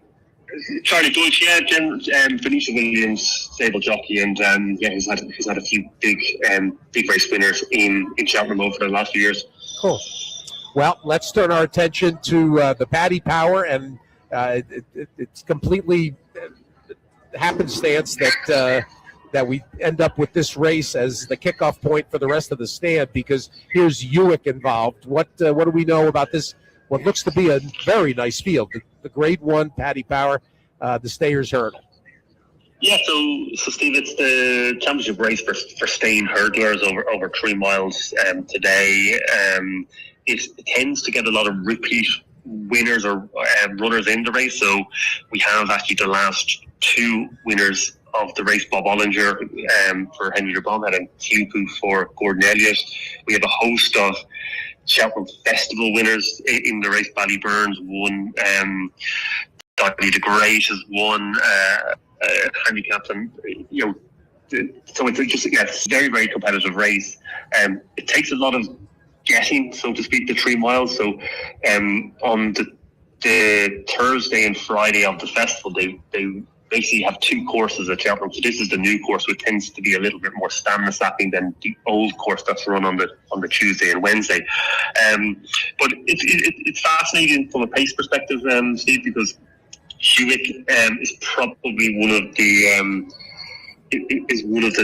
likely pace setters, and again, I know it is spitting with rain at the moment, and he would like it good and as fast as possible. And look, Shark tends to be quite a confident person and an optimist. He was quite confident that Hewitt will run well. Whether he has enough in the tank as an 11-year-old to beat some of the younger rivals, who knows? I've probably I've kind of gone for like the old brigade to some degree for my selections. I think Donny the Great, who won the Pretends final last year, he's a 10-year-old now. Nicky Anderson, master trainer and training lights out at the moment with a couple of winners already, and feels like it's the type of horse that just gets alive at this time of year. And quite a few horses in the past have won the Pretends final and then gone on to win this race. And then I think Bob Ollinger, who won the race last year against, I think he's a fair price of about 8-1 to run really well again. He goes on most ground. Henry de Bomhead has had a relatively quiet year so far, but again, his horses seem to be coming back into form a little bit. So yeah, they're the 2 I like, but I wouldn't be completely shocked if Hewitt runs well for a long way. Whether he's good enough to win it now is another story. But yeah, look, wide open, and there's a lot of horses and a lot of connections who will fancy their chances. The rest of today, and we got the Ryanair, which is also one of the highlights of the stand. You come back with a handicap, and then there's the amateur race to close out the card. Give us anything else from today's action, and then the Friday and Saturday ideas. Sure, Steve. So on the Ryanair Chase is what's classed as the feature race today. Is the 2 mile 5 or 2 mile 4 championship race, or kind of intermediate trip, and we have Factifile as a clear favourite here. There's still a slight doubt whether he will actually run, given it's probably slightly quicker than ideal. But he won the race last year. He actually would have been likely favourite for the Gold Cup tomorrow had he taken his chance in that race. But he ran up there with his personal best from last time out at Leopardstown. So yeah, it's just he would be a strong fancy now. I just see it. The market has no. I think I was going to say the market had been suspended while I was talking, so I was just interested to see had he actually been taken out, but he's still there for now. Later on in the card, again, two difficult handicaps to decipher. Look, I would in the sixth race the depends on when final one. I would like to say the number 6 horse Kichiko for Philip Hobbs and Johnson Wright just feels like he's coming right at the right time. And the other horse I just give a mention to Duke Silver, he'll be a big price. Again, Joseph O'Brien's horses tend to run actually quite. He doesn't have too many jumping horses, but they tend to run above themselves. He had a big priced horse placed yesterday, and again, similar comments apply. Kim Rock is his horse in the last race, who is going to probably third favourite at the moment. So they'd be the couple that I would fancy for the rest of today, and then we're going to move on to Gold Cup Day tomorrow. Well, Kiki Joe, and this is the 6th we're talking about, which will be about an hour and a half from now. So you're looking at about 12:30. That's the per tem. Kiki Joe is the 6, 15-1 on the line, and Duke Silver is the 13 for Joseph O'Brien with Hugh Horgan, 20-1 on the line, and it's a bulky field, your basic 26 horse field. Talk about Gold Cup Day tomorrow. Always one of the highlights of the Jockey Club's calendar.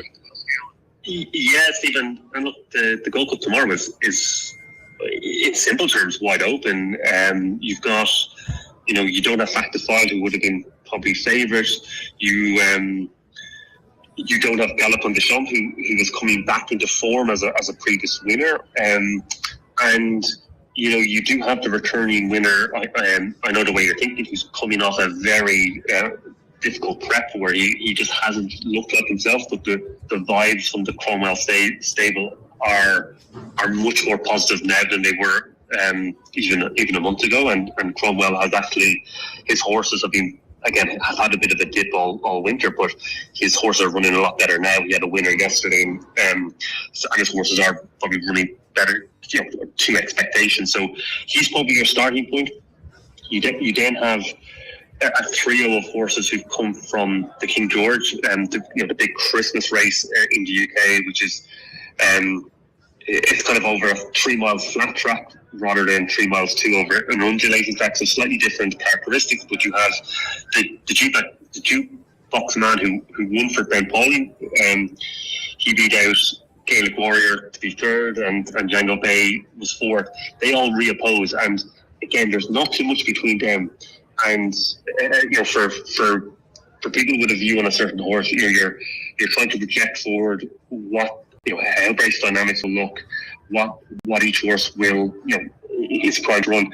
I think Gaelic Warrior is the interesting one. He's actually run since the race. He came second to Factor File, and he's currently disputing. He is favourite at the moment, actually, ahead of Django Bay and Jukebox Man. You then have Haji Paloris, who comes in as a winner of one of the longer races at Cheltenham last year for novices, the National Hunt Chase. He won the Irish Grand National last season as well. He's had 3 wins this year already, and getting more impressive each time. But then you do point to the fact that his one run in a Grade 1 this year, he pulled up, and there's a doubt whether he can maybe is going to love this kind of class test. And then you have the likes of Grey Dawning for Skelton, whose horses are running well. Spillans Tower, who won the big prep. Envoy Allen, who's a previous Cheltenham winner, who's 12 and is ready for his finale. The way I'm seeing it, Steve, I would probably be swayed towards, I know the way you're thinking, given the prices on it. It'll be interesting to see is there market support for him tomorrow in Europe. There was quite significant support for him last year, from about 12-1 to 6-1, throughout the day. It'll be interesting to see if that same support.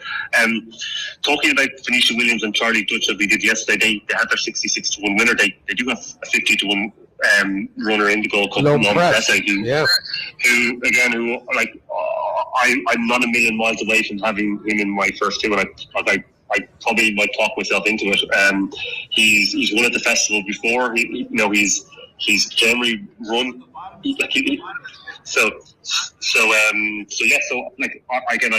It's a very, very wide open race, and particularly if they do get a little bit more rain, he's a great 50-1. They would be the two I'd be probably leaning towards at the moment, Steve. I know the way you're thinking, that the previous winner to come back again, and Lone Press as a big outsider who could run well. I know the way you're thinking is going to be the 7, and Lone Press is the 9. Before I ask you for anything else, I do have to ask about Jack Kennedy, who we've gotten to know from his trips to the U.S. He's on Firefox.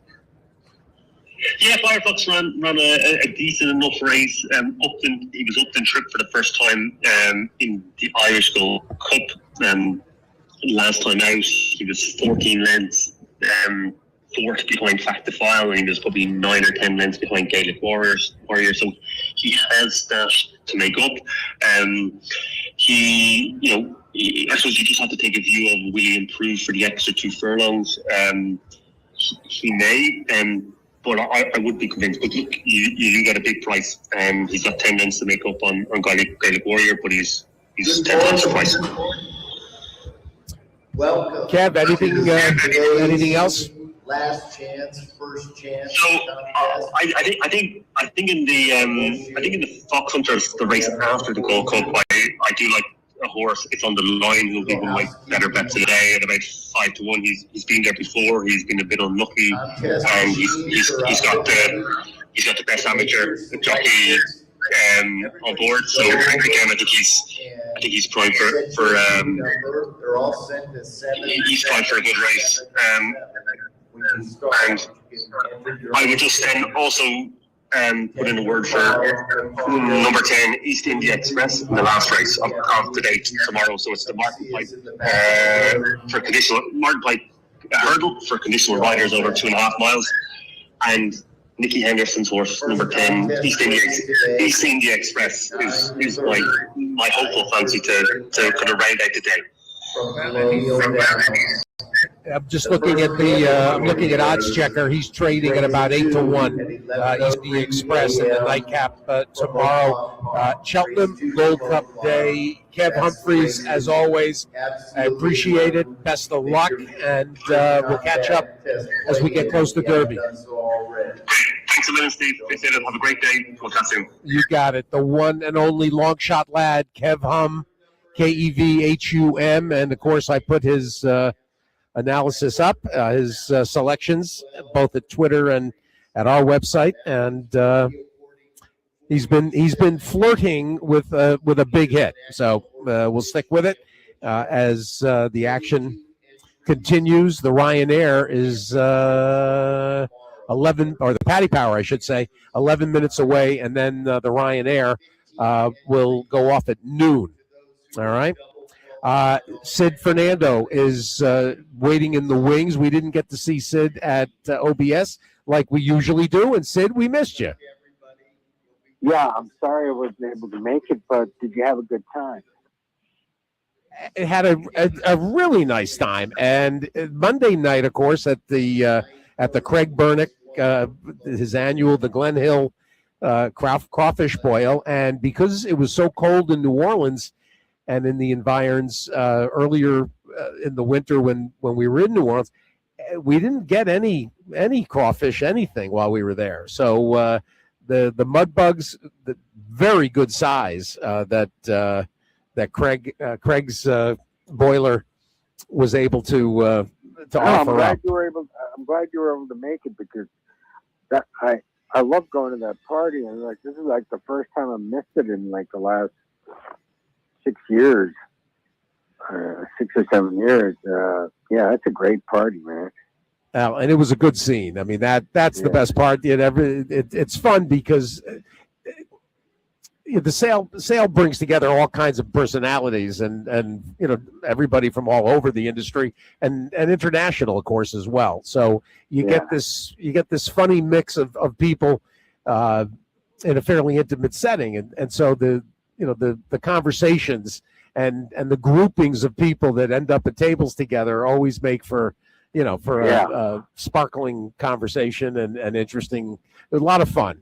Really, it's a great time. Really good. Craig couldn't stay. He had to get back to Chicago on Tuesday. So, oh wow, he had to hustle out of town, and he was a little disappointed, but he had business he had to get back to. You mean he had to leave the party, or I had to leave? No, the next morning. Yeah, Tuesday morning. He lighted out right away. I said, we're going to see you tomorrow at the sale. I wanted to get him on the air. And he said, no, in fact, he said, I got the rest of the week. I'm going to be in Chicago. So he hustled home. Meanwhile, not that Glen Hill is a 2-year-old buyer by any means. Meanwhile, Sid, you just can't believe the vitality of this market. It's hard to conceive, and I guess it's just a perfect storm of not enough horse flesh available and market conditions in terms of the tax benefits, and it all is just making for this bonanza for developers and consigners and breeders. Yeah, no, it's true. And the tax bill, that Trump bill, whatever it was called, the big fat beautiful bill or whatever, it gave so much concession, including 100% depreciation right away, that it has really been behind the scenes of quite a lot of the upsurge in the industry. Not that it was going down, but it has certainly lit it further.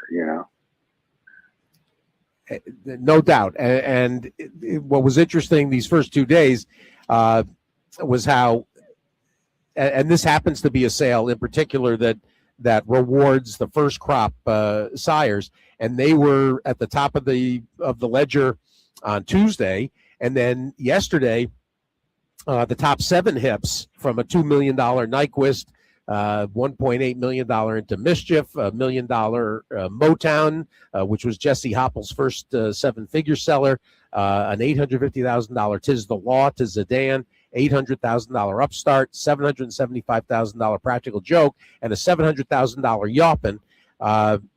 The first top 7 yesterday were all proven sires, but then they're actually the next 7, curiously, or 6 of the next 7 were Drain the Clock, Jackie's Warrior, Drain the Clock, Mandaloon, Drain the Clock, and Golden Pal, and those were all between 500,000 and 700,000.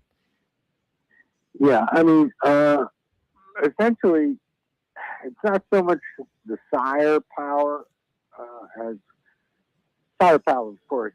If you get a big one, but it's really about how these horses,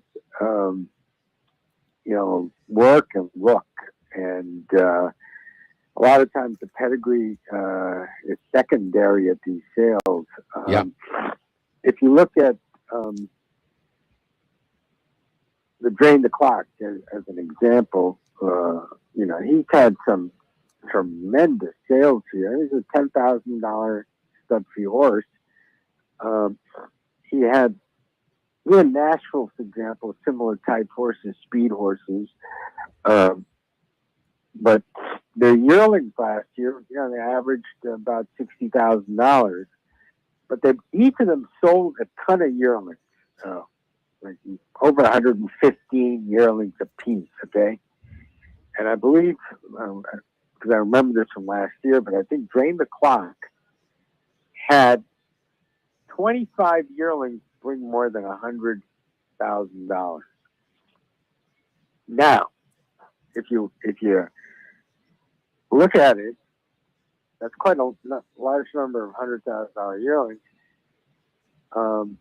But he had 120 or whatever yearlings sell. But what happens is that you get a first crop sire, and if you can get a $150,000 yearling or $170,000 or $200,000 yearling by him, you're basically buying one of his best yearlings.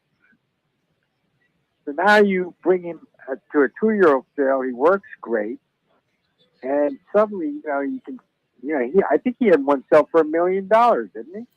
Yeah, absolutely did. Yeah. 700, 500. If you look at the top 4 yearlings, 2-year-olds that did sell by him, or the top 3, they were like 170,000 yearling, a 200,000 yearling, 145,000 yearling. So essentially, you're able to get one of the best physicals of this horse from his yearlings, and then you turn around and you can sell for a huge amount. Now contrast that with, say, a flight line yearling, okay? At that price range, you're not getting one of the best flight line yearlings. So if you try to bring him into the sale off a $200,000 flight line yearling, you're getting one of the lesser flight line yearlings, and so they're not going to bring as much. So that's usually how it works. However, the Tammy Bobo, who sold the Into Mischief for $1.85 million, that was an $85,000 Into Mischief yearling, and it got pinhooked for $1,850,000. That was just a tremendous sale. Yeah. Because you were essentially buying one of the worst Into Mischief yearlings, and now you've turned it into a, It's amazing, and there's, and you don't even, frankly, you don't even have to go, into that territory with a stallion like an Into Mischief. You look yesterday right below the Motown colt that breezed 20-2, that Donato Lanni absolutely loved, that he bought for Charlie and Mrs. Chu. $1,050,000. That was the Jesse Hopple, his first 7-figure seller, and there was also I've talked about our friend Aaron Yagoda, and actually David and Gordo kind of hit on one of the sidebar topics of the sale. The smaller, frankly, upstart consigner developers. Cesar Loya and his wife, they found the Army Mule colt at the Texas yearling sale, an Arkansas bred. And it's the craziest thing ever. I was telling Marshall, I ran into Marshall Graham last night when I got here at 11, and an Arkansas bred for $57,000, and Aaron contributed the purchase, the money, and Cesar and his wife did the developing, and Mr. Yoshida takes him home for $750,000. Yeah, it's all how they've done at the sale. I mean, the Motown you mentioned, that's a lot of money for a Motown. Exactly. You bet the Motown when he was $5,000. That's it. Exactly right. Upstart. How about an Upstart for $800,000? I thought it was $900. Isn't? I think this is $800. I think $800. It looks like. Oh. Yeah, $800. The Tom McLaughlin. Yeah, that's right. $800. Okay. Yeah, that's right. Yeah. So, it really all depends, Steve, on not only how they worked, but if they vet correctly and the manner in which they work, not just the time, in other words, but how they did it, and then later if they vet properly and how they look physically, And it's a crapshoot. It's always a crapshoot, really. There's so many that don't pan out, but it's a chance to try to hit, and you got to drain the clock that's you get so many of those drain the clocks that made incredible money. I mean, those pinhookers really got rewarded. There was one drain the clock that sold for 500,000 that didn't even sell as a yearling. I think it was the fourth highest price drain the clock. Well, and essentially justifying those investments, and that was, it was early on, and in fact, Nick Casado, who joined us on Tuesday, Nick said that as soon as they were hitting the ground, as with the babies, he was getting texts and calls from people that had bred to him and said, "We love our drain the clock." We got sending him pictures of the babies. I mean, this was a really a success story that was kind of foretold all the way along the line. Then, Sid, there's some stories that were not so readily apparent, and that's in fact David and Gordo centered in on Mandaloun when I asked him who has surprised him, and Mandaloun is enjoying success. I mean, Corniche, I think there was some anticipation. I think he's actually outsold so far, especially, the day one session topper, 1,350,000. Nashville looks like things home. I had Baffert yesterday. Actually, I had Baffert 2 days in a row, but a longer visit yesterday. Roadster's had some nice hits, some nice sellers. There's a $460,000. Of course, he stands it up. That one might so that probably never even sold as a yearling. Baffert, of course, trained him. 275 to a Delphi, a Florida bred. Here's a Kentucky bred that Lee Ackerley. Lee Ackerley was busy yesterday. Paid $425 for a Roadster Colt that went 21 flat. Yeah. Gary Young gave a nod to Mo Donegal. He was impressed with the Mo Donegals. Yeah. As well. So one more day, Sid. Before I go to Dave Hill, let me get a Puma and the Tampa Bay win, and he kind of after a little bit of a overwhelmed, I think, by his start in the Sam Davis, but he snapped right back and took the overland route. And he's bred for the classics. Yep. He's a second contender now this year, prominent by a son of Tappet, a staying son of Tappet. Of course, Essential Quality is his sire on the Belmont Stakes, and he follows up the Tacitus horse, Silent Tactics. Both Tacitus and Essential Quality, something Tappet stayed. Both of them stayed real well, and it's a really good kind of not only both those stallions, but the idea of having horses come up with some good early spring classic contenders, and you mentioned Mandaloun, who won the Derby. That's a good sign for him too. That for example, you're buying a Mandaloun, you expect him to stay. Perhaps with the Drain the Clocker in Nashville that you're paying huge money for, the chances that those horses might give you a Derby winner not as certain as, say, a son of Essential Quality, Tacitus, a Mandaloun, that has some staying built into it. So it's an interesting development for for Essential Quality.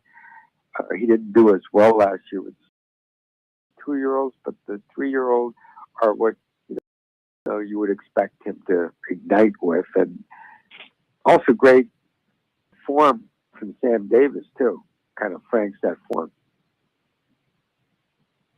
And Sid, I'm looking, I'm looking actually for the first time at his female family closely, and I knew that he was out of a declaration of war mare, which is a little bit offbeat. But then she's out of a broken vow mare, who's out of a Jerry mare, and a Strawberry Road, very unusual female family. Yeah, and also I want to point out that one of the things about Tappet himself that has been a big key to his success is, Tappet is out of an unbridled mare. And so whenever he's had unbridled brought back into a pedigree, that in breeding to unbridled has been a very positive thing for Tappet. It's showing up in a lot of his sons too, and here's another case because the broken vow, of course, son of unbridled, so you have that in breeding to unbridled. I also want to point out that this is, Marquis Bloodstock and Ramiro Restrepo involved in this, just as Mage and the Delgado, Gustavo Delgado, is the trainer. Right. So it's those guys kind of behind the scenes, the same people behind Mage, and it's kind of exciting for them. We had Ramiro on Monday, and which was perfect timing. He came, he wandered right into he went right into the spider's web on Monday as I was sitting there, like at 9:15. I see him come in. I'm like, get over here. I said, you're gonna visit. You're gonna take the Gato, and we got the backstory on, which is kind of a fun. That's going to be a hit as we go forward with the. By the way, a nice way for me to end this conversation and tie it into how you began with Craig Bernick's party is what I want to say is maybe it was about 7-8 years ago. I was at that party. And a bunch of principals at that party. Tom Ryan was there. Lots of big guys were there, and they ended up having, Jack, Starlight Stable, all these guys. Well, shortly afterwards, everybody at that party ended up having success. They won, of course, the Kentucky Derby were justified. Well, Ramiro was there, but he was more like he was. Craig Bernick was his mentor, and Ramiro was just hanging out. He wasn't really fully in the industry at the time, and he was being mentored by Craig. Well, anyway, yet another guy from that party who wins the Derby with Mage and has a success on his own. And I happened to be there at the time when that happened. You and I were at Gulfstream when he broke the maiden, remember? Mage did. And then shortly after that, I went to this party, and that's right. Believe it or not, Ramiro was there. We were talking, and who would talk to him at that party? Well, it was Brett Jones. Ended up joining our group, talking to him, and it was Brett Jones who ends up standing Mage eventually in Airdrie.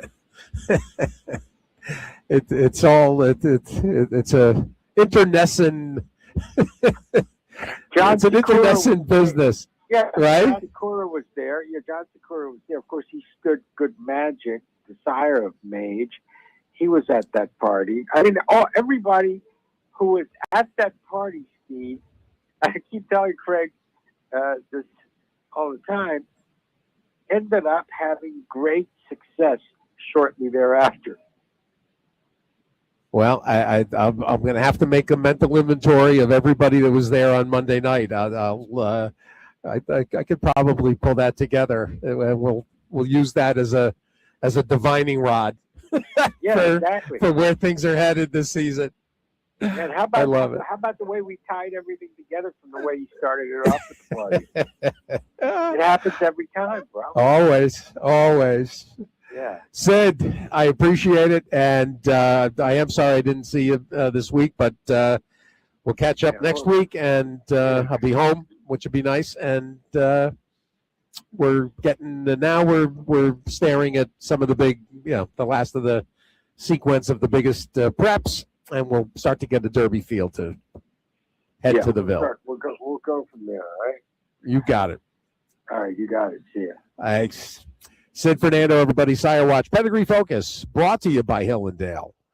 And as it happens, John Sikora and Heedley Bell. Now that I'm thinking about it, they were there together on Monday night, and then the next day they were with us. And if you missed that conversation, I invite you to pull it up on the archive. At one of several provocative conversations. Got about 15 minutes to spend with Dave Hill. It's a little bit of a catch up since the end of the NFL season. If you haven't, in fact, I haven't yet sent out the link to his appearance on PBS on a show called Settle In, and you're going to want to watch it. It's going to kind of set us up as we look toward the NCAAs next week, and Dave and Rich Ang and Craig Dato will all circle through with their NCAA thoughts the next 3 weeks. Dave, good morning. Good morning, Steve. How are you? I'm good. I'm in Vegas. One of the few times I'm here, and you're not. You're. I'm here in New York, where the weather is very much March weather today. Well, I heard that. Yeah. Tina warned me. She said it's going to get cold for a few more days, but the end is near. That's the good news. And the end is we're in a betting apocalypse. I think that's a good lead in. I suppose that's one way to describe it. Yeah. Right. I don't know. I mean, one of the things I said on the show was that everything old is new again. I mean, we've certainly seen plenty of periods of American history that were similar to the one we're in now, where gambling fever kind of caught the nation, by storm, and we're just in another one of those periods right now. It's certainly not unprecedented. If the landscape was just the betting on sports, it would be, that would be grand enough, and that would keep us busy enough. The complications of these predictive markets, though, it's providing, Dave, I think, a sense of chaos. The legal. All the legal wranglings, the state governments rallying, it's sort of creating a fog of anxiety. The money involved with the NIL and with these portals, and comes to the college game, and it I mean, does it feel out of control? I guess is the underlying question. A little bit. I mean, the thing I think people have to remember is that all of it's all about money, and for folks who maybe are in consumers of these things, even if you aren't a consumer in the sense that you gamble, but maybe you're just a consumer in the sense that you see the marketing for it, and you're impacted that way, or or you're worried about people in your family that might gamble too much to make that. The problem is that the consumer here is not really a part of the conversation at all. So for as much as, we read plenty of op-eds in all the big newspapers and magazines that are sort of doing a lot of hand-wringing about, the evils and perils of gambling in America, none of these court battles and none of these these sort of legal fights that are happening around this have anything to do with worrying about the consumer. It's all about who's going to get the money. The real battle between these prediction markets and sports books is a battle over who gets to take bets in California. And, that's the sports books who have paid a lot of money to get licensed and who have followed all the rules state by state to try to get licensed and follow the regulations in those states and pay taxes to those states. And the states that collect those taxes are pretty irritated that these prediction markets sort of decided to set up shop nationally, say we only answer to the Trump administration, and we're not paying you any taxes, and if you don't like it, we'll see you in court. So that's who's having the big showdown is between them. But the winner of that showdown will get to book bets to the rest of America. So, you know what I mean? Like, that's the part that's sort of not in question at all. From your perspective, how do you suggest whether it's a fledgling gambler or somebody that even has a long history, frankly, of betting even before it was legal? What's the best course of action in terms of drilling down and staying focused? Obviously, we got a room full of horse players settling in today for the first chance, last chance. That'll then feed into probably 830 players starting tomorrow toward an $800,000 winner on Sunday. How do players, basically pick and choose and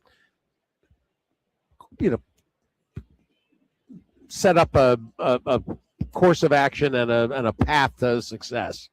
Well, I think people need to just have the right perspective about where they stand, in the, whether they're the, the bug or the windshield in these things. I think that if you were going to go to the track and, pick horses based on which one you think was the prettiest horse in the post parade or who had the name you like, you're probably not going to end up in Vegas, at the NHC. So that's fine. You can still have a lot of fun, but the folks who are going to end up in Vegas are the ones who are really putting a lot of effort, energy, in innovation, ingenuity, and putting a lot of sweat into their game. If you're going to play, you're going to bet sports, or you're going to play in these prediction markets.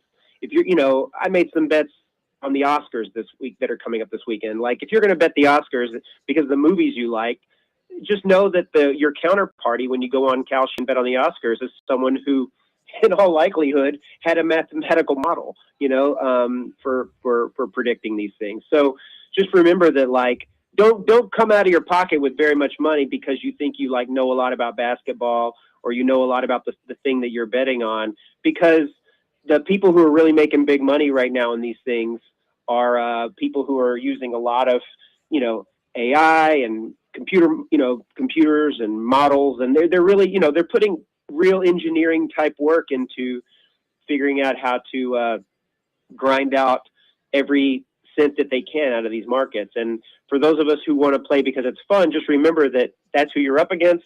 It's going to be hard to make a living doing this, but don't bet more. Don't get over your skis with how much you're going to bet when you're playing against sharks. And I've sort of was, I guess I teed it up exactly for that kind of an answer. And I agree. I mean, I don't get distracted, by the blinking lights and the bells and whistles, and focus in on what you're good at. Obviously, we're going to talk next week and the next three, leading into the next 3 weekends. What's your suggestion for people? We got a lot of conference championships the next several days, and then we'll have a field for the NCAAs that'll come together. What should people be watching for in advance of it?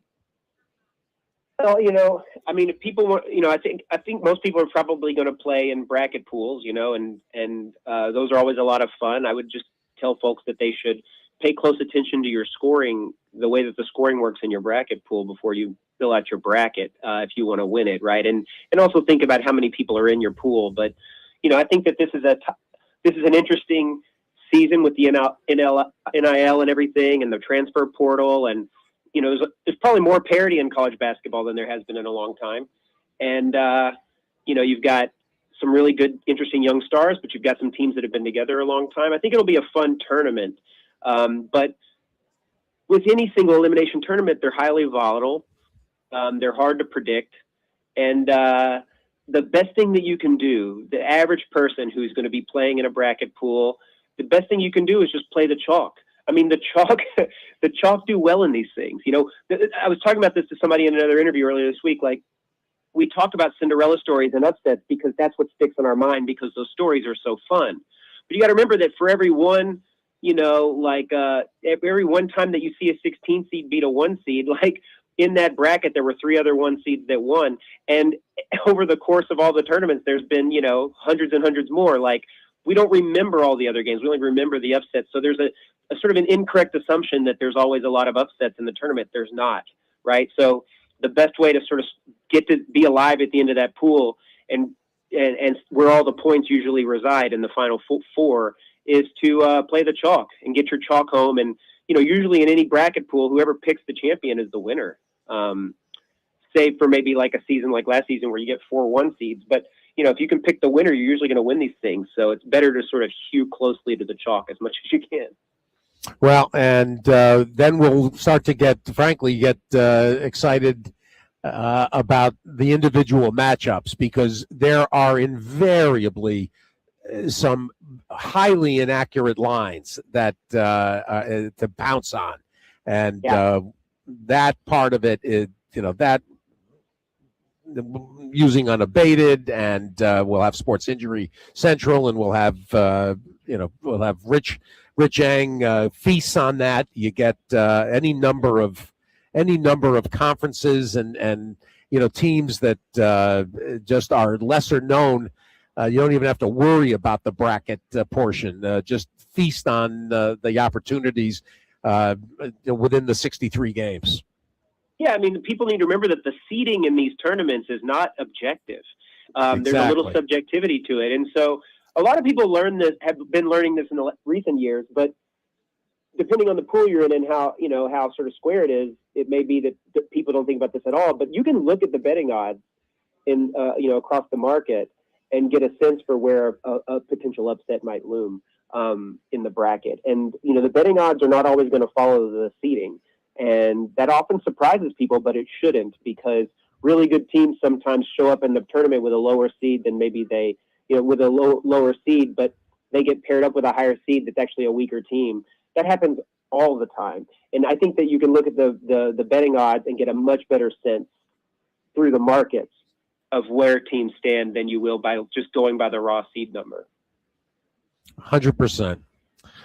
Dave Hill, everybody, I'll send out the link to this appearance on the PBS and settle in. And Dave fleshes out a lot of what we just talked about. Dave, we'll talk either Wednesday. Let's see. Things we start next Thursday, right? I mean, we got the play-in games, so we'll figure it out either Wednesday or Thursday.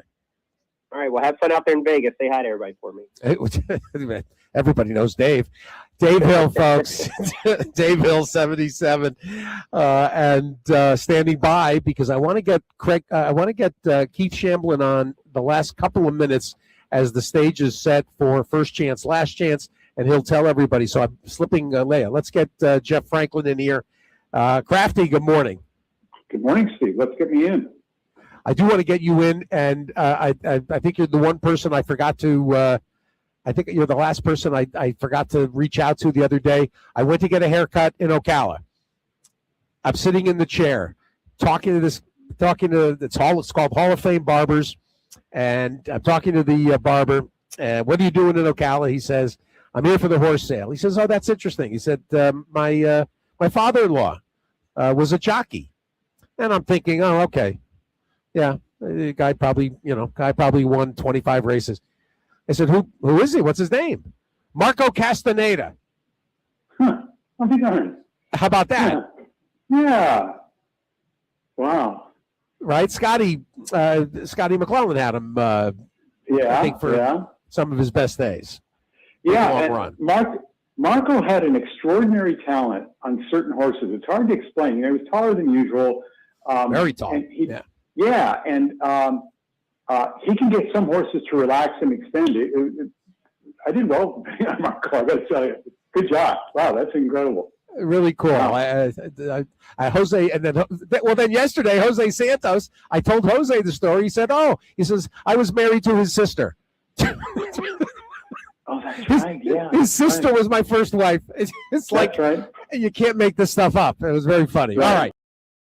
Let's dive in. And I think we got 3 interesting races. I feel the Virginia Derby. Let's start there.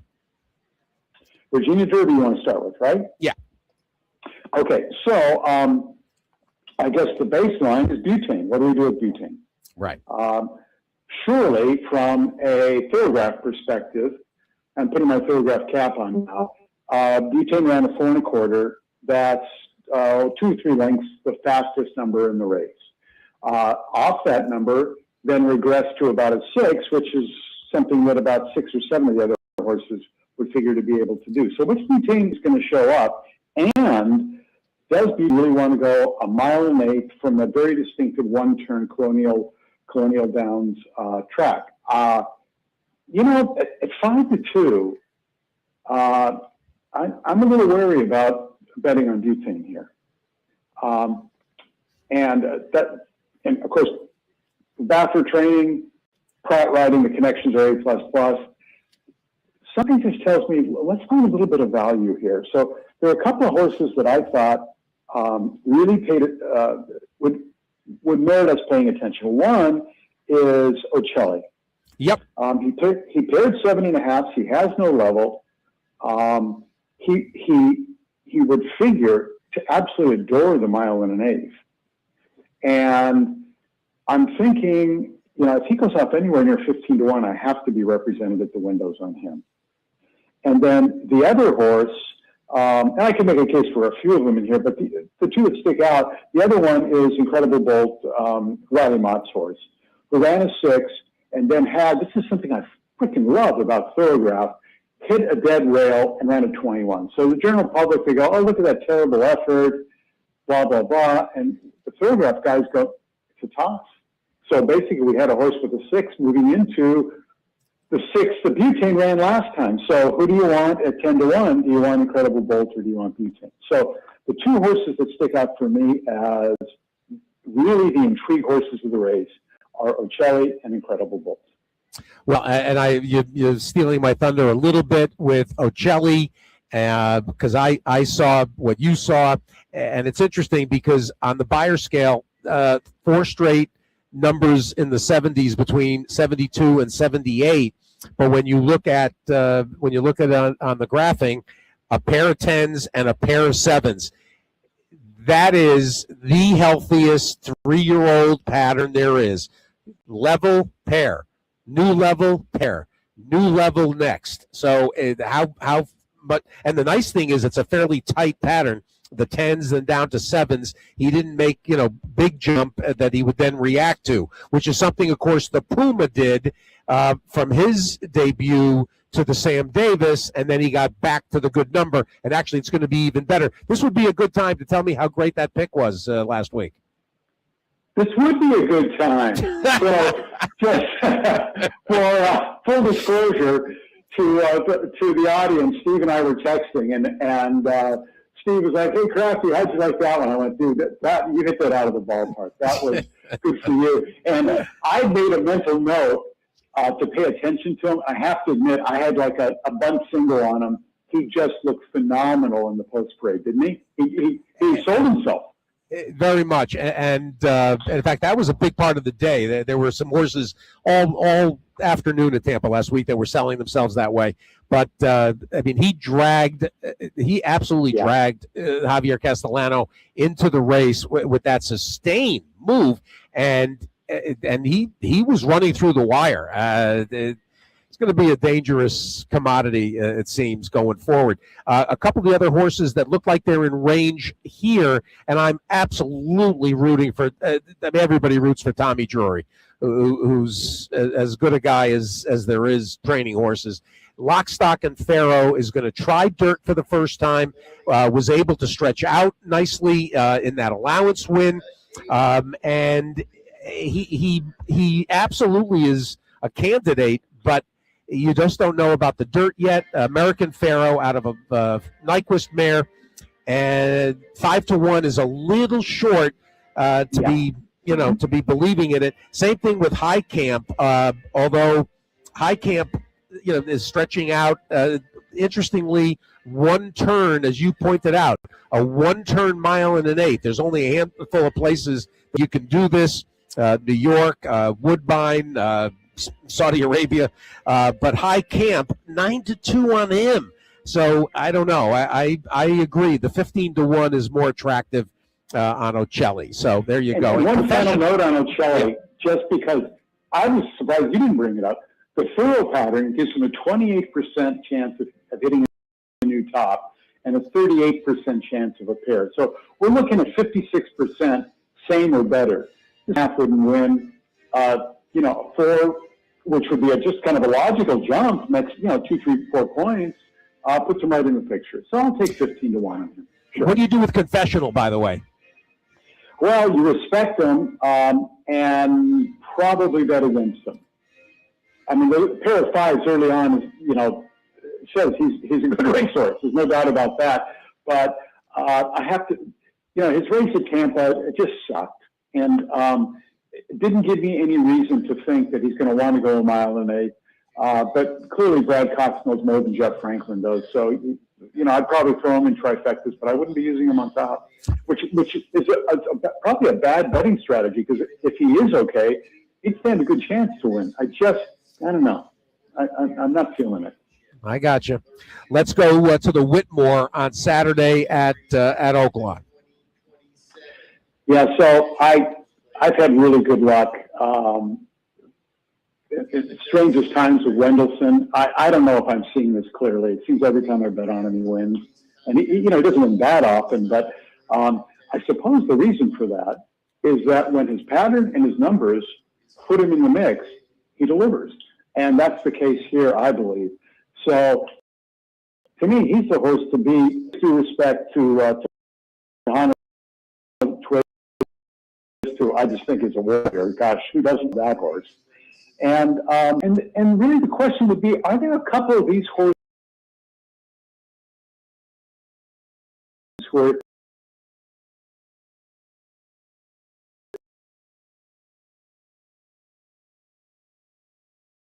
let's say, semi and do top, which he did 2 starts, could be cosmic, and instead he regrets. So is there, like, question mark, there are many things can go wrong in a horse race. If I can throw that out, I'm going to say Bourbon Bash if he's over one on the line, but if he were to float 8 or something like that, I'd be using him with Wendelson for sure. So those are really the 2 that I'm pretty much focused on. I suppose the same thing could be said to some extent with Spankster, who gets a lot of weight off. Remember, we have to adjust this, almost a 1.5 difference, 117 to 124. So that 4 that he ran some starts back, that equates to about a 2 and change on the track. If he can run back to that, he could be in the picture. But these are a lot of ifs. I'm still sticking with Wendelson with a little check mark next to Bourbon Bash. Tough Catch would have to run a new top, but he is second off the layoff, something that Dallas Stewart is good with. He showed speed in that allowance win and that comeback, wet track, but he isn't necessarily a wet track horse, because he didn't, although that was 2 turns when he tried the LeCompte, so I don't think that means much. But it feels like Tough Catch is going to take a step forward. And 7-2 surprised me from a line standpoint. I didn't think when I printed the PPs, there was no line, and I thought, okay, he could be 8-1, and then he ended up at 7-2. So that sort of lost. I kind of lost some interest. All right, let's do a synthetic race. We don't do them all that often, but Woodbine is not far away, actually. About a month away to start their season.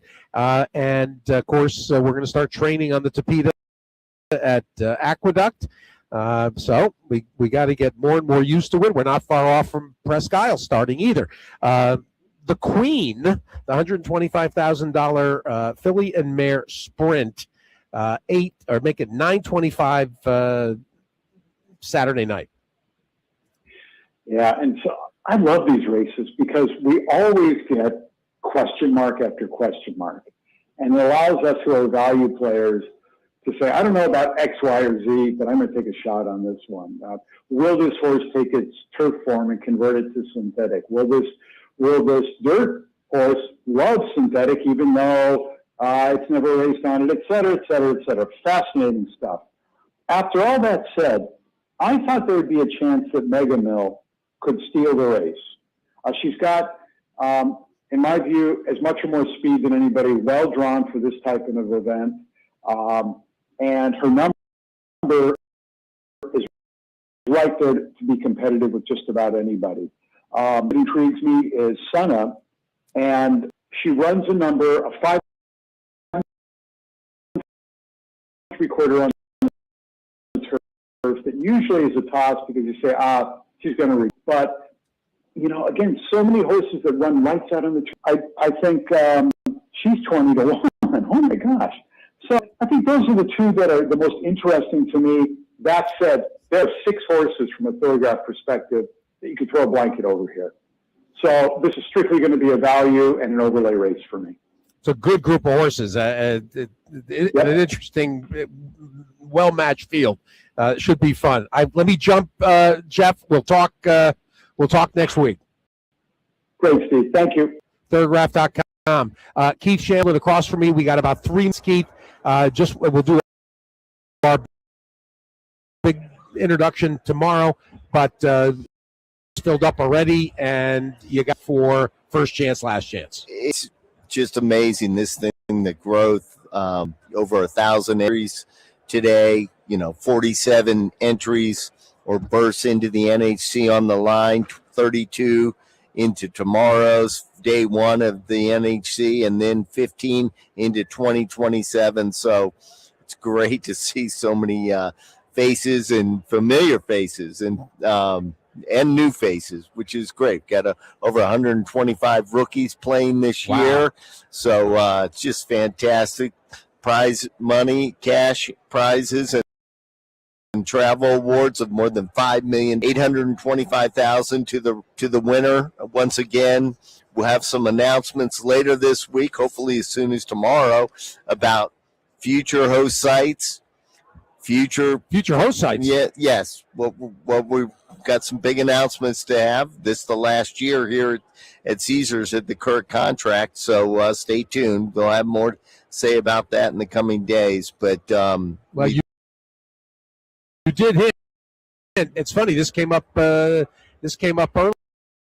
You did hint last year, and so that may enter into this. We'll see. It's a nice problem to have, I guess, right? I'll tell you, the Caesar's been a fantastic partner, and they love the game. They're a gaming company that loves racing. No question about it. Not only thoroughbreds, but also standardbreds. That's right. True. And that's true. So there's a lot going on in that company, and they're just a great partner to have as here to host the NHC. Keith Shamblin, tomorrow we'll do our full bore, and we'll dive into some of the personalities and the season. I had Dave Nichols last week after his confirmation, and